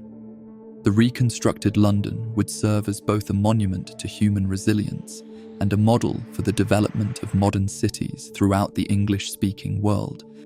The transformation of London from medieval city to modern metropolis represented far more than mere physical reconstruction. It marked England's emergence from the medieval world into the recognizably modern era as the city that rose from the ashes of the Great Fire embodied new approaches to urban living, commercial organization, and social relationships that would define the character of English civilization for centuries to come. The new London served as both symbol and instrument of a broader transformation that touched every aspect of English life, from the most intimate details of domestic architecture to the grandest conceptions of national identity and international ambition. The public health improvements that characterized the rebuilt city reflected the growing influence of scientific understanding and rational planning in addressing the challenges of urban life. The wider streets that had been mandated by the new building regulations provided better air circulation and reduced the crowding that had facilitated the spread of disease in the medieval city. The improved sewage systems and water supplies incorporated principles of sanitation that had been largely ignored in the pre-fire period, creating conditions that would support a healthier and more rapidly growing urban population. The fire's inadvertent contribution to London's public health extended beyond the immediate improvements in sanitation and urban design to include the elimination of the overcrowded and unsanitary conditions that had characterized much of the medieval city. The destruction of the old tenements and workshops had cleared away centuries of accumulated urban decay, creating opportunities for reconstruction according to higher standards of hygiene and comfort that would benefit all social classes. The economic transformation that accompanied London's physical reconstruction established the city as the undisputed centre of English commerce and finance, while positioning it to compete more effectively with Amsterdam, Paris, and other European commercial capitals. The new Royal Exchange, with its improved facilities for international trade and finance, became a symbol of London's commercial ambitions and a practical instrument for their realisation. The development of new forms of business organisation and financial innovation that characterised post-fire London reflected the city's growing sophistication as a commercial centre. The establishment of joint stock companies, the development of marine insurance, and the creation of new banking institutions all contributed to London's emergence as a financial capital that would eventually rival and surpass the established centres of continental Europe. The social changes that accompanied London's reconstruction created new forms of urban community and civic identity that transcended the traditional boundaries of class, religion, and regional origin. The shared experience of disaster and recovery had created bonds of solidarity that influenced the development of new institutions and practices of mutual assistance, while the rebuilding process had created opportunities for social mobility that challenged traditional hierarchies. The cultural flowering that characterized post-fire London reflected both the city's growing prosperity and its increasing openness to intellectual and artistic influences from throughout Europe. The reconstruction effort had attracted architects, artists, and craftsmen from many countries, creating a cosmopolitan cultural environment that would contribute to London's emergence as a centre of Enlightenment thought and artistic innovation. The literary and artistic responses to the fire and its aftermath created new forms of cultural expression that would influence English literature and art for generations. The disaster had provided writers and artists with unprecedented material for exploring themes of destruction and renewal, divine providence and human resilience, traditional authority, and modern innovation. The fire had become a cultural as well as physical catalyst for transformation. The fire's place in London's mythology and collective memory established it as a foundational event that marked the transition from the medieval to the modern world. The disaster had created a before and after narrative that would structure London's understanding of its own history and identity, while providing a framework for interpreting future challenges and opportunities. The international influence of London's reconstruction extended far beyond the immediate example of disaster recovery to establish new standards for urban planning and architectural design that would influence the development of cities throughout the English-speaking world. The principles developed during London's rebuilding would shape the design of colonial cities in America, the development of urban centres in Ireland and Scotland, and the planning of new towns and suburbs throughout the British Isles. The fire's contribution to the development of modern approaches to disaster preparedness and emergency response created precedents that would influence government policy and urban administration for centuries. The coordination of firefighting efforts under royal authority, the establishment of building codes and safety regulations, and the development of systematic approaches to evacuation and relief all reflected new understandings of the relationship between government and citizen in times of crisis. The constitutional and political implications of the fire's aftermath extended beyond immediate disaster response to influence the development of royal authority and parliamentary government. The successful coordination of the recovery effort under royal leadership strengthened the monarchy's position while establishing precedents for government intervention in urban affairs that would influence the development of the modern state. The fire's impact on religious life and church organisation reflected broader changes in English society as traditional forms of religious authority adapted to new urban conditions and social relationships. The reconstruction of London's churches under Wren's direction had created new forms of sacred architecture that combined traditional religious functions with innovative design principles, while the disruption of traditional parish boundaries had created opportunities for new forms of religious community and spiritual expression. The educational and intellectual consequences of the fire included the development of new approaches to technical education and professional training that reflected the specialized knowledge required for reconstruction according to modern standards. The need for skilled architects, engineers, and craftsmen had created new educational institutions and training programs that would influence the development of professional education throughout England. The fire's influence on the development of English nationalism and national identity created new narratives of collective resilience and renewal that would shape English responses to future challenges. The successful recovery from disaster had demonstrated the capacity of English society to overcome catastrophic setbacks while maintaining its ascent. Isle character and values, creating a national mythology that would influence English culture and politics for generations. The long-term economic consequences of the fire included the acceleration of London's development as a centre of international trade and finance, the establishment of new industries and commercial practices, and the creation of new forms of urban wealth that would influence the development of English capitalism. The fire had created opportunities for economic development that would position London to take advantage of the expanding global economy of the 18th century. The technological innovations that had been developed during the reconstruction process contributed to advances in architecture, engineering, and urban planning that would influence the development of modern cities throughout the world. The techniques for fire-resistant construction, the methods for urban drainage and sanitation, and the principles of rational city planning all reflected new approaches to urban development that would characterize the modern city. The fire's ultimate significance lay not in its immediate destruction, but in its catalytic effect on the transformation of English society from medieval to modern forms of organization and understanding. The disaster had created opportunities for change that would have been impossible under normal circumstances, while demonstrating the capacity of human intelligence and organization to overcome catastrophic challenges. The New Jerusalem that rose from the ashes of medieval London represented more than mere physical reconstruction. It embodied the aspirations and values of a society in transition, creating a city that would serve as both monument to human resilience and model for the development of modern urban civilization. The fire had ended one chapter of London's history, while beginning another that would establish the city as one of the world's great centres of commerce, culture, and political power.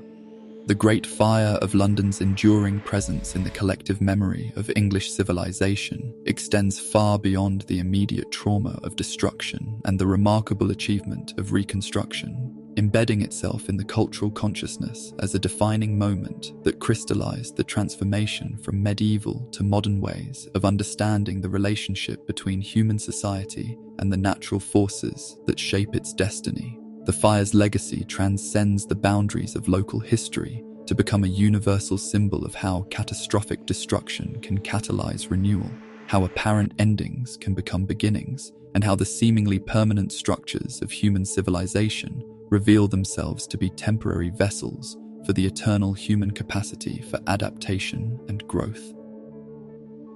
The monument to the Great Fire, rising 202 feet above the spot where the conflagration began, stands as more than mere commemoration of a historical event. It represents the crystallization of memory into stone, the transformation of lived experience into enduring symbol that speaks to each generation about the relationship between destruction and creation, loss and renewal, despair and hope. The monument's inscription, modified over the centuries to reflect changing political and religious sensibilities, demonstrates how the memory of great events continues to evolve as each age finds new meanings in the stories that define its identity. The fire's influence on English literature and artistic expression created new forms of cultural memory that would resonate through centuries of creative work. From the immediate eyewitness accounts of Samuel Pepys and John Evelyn, to the literary treatments by later authors who found in the fire a powerful metaphor for transformation and renewal, the disaster became a foundational narrative that provided writers and artists with a framework for exploring themes of destruction and rebirth that transcended the specific historical circumstances of 17th century London. The continuing relevance of the fire's story in contemporary discussions of urban planning, disaster preparedness, and environmental management demonstrates how historical events can provide timeless insights into the challenges facing human societies. The lessons learned from London's experience with catastrophic fire, the importance of building codes, the need for coordinated emergency response, the value of rational planning, continue to inform modern approaches to urban development and disaster management throughout the world. The fire's place in the mythology of London and England reflects its significance as a moment of national transformation that established precedents for resilience, adaptation, and renewal that would influence English responses to future challenges. The story of London's recovery from the Great Fire became a foundational narrative of English exceptionalism, demonstrating the capacity of English institutions and character to overcome catastrophic setbacks while maintaining essential values and continuities. The psychological and spiritual dimensions of the fire's legacy continue to resonate in contemporary discussions of trauma, recovery, and community resilience. The disaster's demonstration of how human communities can survive and thrive in the aftermath of catastrophic destruction provides insights into the processes of collective healing and renewal that remain relevant to societies facing their own challenges and transformations. The fire's contribution to the development of modern approaches to urban governance and public administration established precedents that continue to influence the relationship between government and citizen in times of crisis, the coordination of emergency response under royal authority, the establishment of building regulations and safety standards, and the development of systematic approaches to disaster recovery all reflected new understandings of collective responsibility and public welfare that would characterize the modern state. The international influence of London's reconstruction continues to shape urban development throughout the world, as the principles of rational planning, fire-resistant construction, and coordinated public investment that guided the city's rebuilding provide models for contemporary approaches to urban renewal and disaster recovery. The fire's legacy extends beyond English history to influence the development of modern cities throughout the global community. The fire's enduring power as a symbol of transformation and renewal reflects its embodiment of universal human experiences that transcend the specific circumstances of 17th century London. The story of destruction followed by reconstruction, of loss leading to renewal, of endings that become beginnings, speaks to fundamental patterns of human experience that resonate across cultures and centuries. The continuing archaeological and historical investigation of the fire's impact reveals new insights into the disaster's significance, while demonstrating how our understanding of great events continues to evolve as new evidence emerges and new interpretative frameworks develop. The fire remains a living subject of historical inquiry that continues to yield new insights into the relationship between human societies and the natural forces that shape their development. The fire's influence on contemporary approaches to heritage conservation and cultural preservation reflects its demonstration of how catastrophic events can create opportunities for renewal while highlighting the importance of maintaining connections to the past. The balance between change and continuity that characterized London's reconstruction provides insights into the challenges facing contemporary societies that must adapt to changing circumstances while preserving essential values and traditions. The spiritual and philosophical dimensions of the fire's legacy continue to inform discussions of suffering, providence, and the meaning of catastrophic events in human experience. The disaster's challenge to traditional understandings of divine providence and human agency contributed to the development of new approaches to theology and philosophy that would influence Western thought for centuries to come. The fire's ultimate significance lies not in its immediate destruction, but in its demonstration of the human capacity for renewal and transformation in the face of catastrophic loss. The disaster revealed both the fragility of human institutions and their remarkable capacity for adaptation and growth, providing insights into the relationship between stability and change that remain relevant to contemporary challenges. As London continues to evolve and face new challenges in the 21st century, the memory of the Great Fire provides both inspiration and guidance for addressing the complex problems of modern urban life. The fire's legacy reminds us that even the most devastating setbacks can become opportunities for renewal, that destruction can clear the way for construction, and that the human capacity for adaptation and growth remains one of our most precious resources. The embers of memory that preserve the story of London's Great Fire continue to glow in the consciousness of each generation, providing light for understanding our own challenges and hope for overcoming them. The fire's legacy endures not merely as historical fact, but as living symbol of the eternal human capacity for renewal, transformation, and growth in the face of even the most devastating circumstances. In the gentle drift towards sleep, we carry with us the comforting knowledge that even the greatest destruction can become the foundation for the most beautiful renewal, that every ending contains within it the seeds of new beginnings, and that the human spirit, like the great city itself, possesses the remarkable capacity to rise from ashes more beautiful and stronger than before.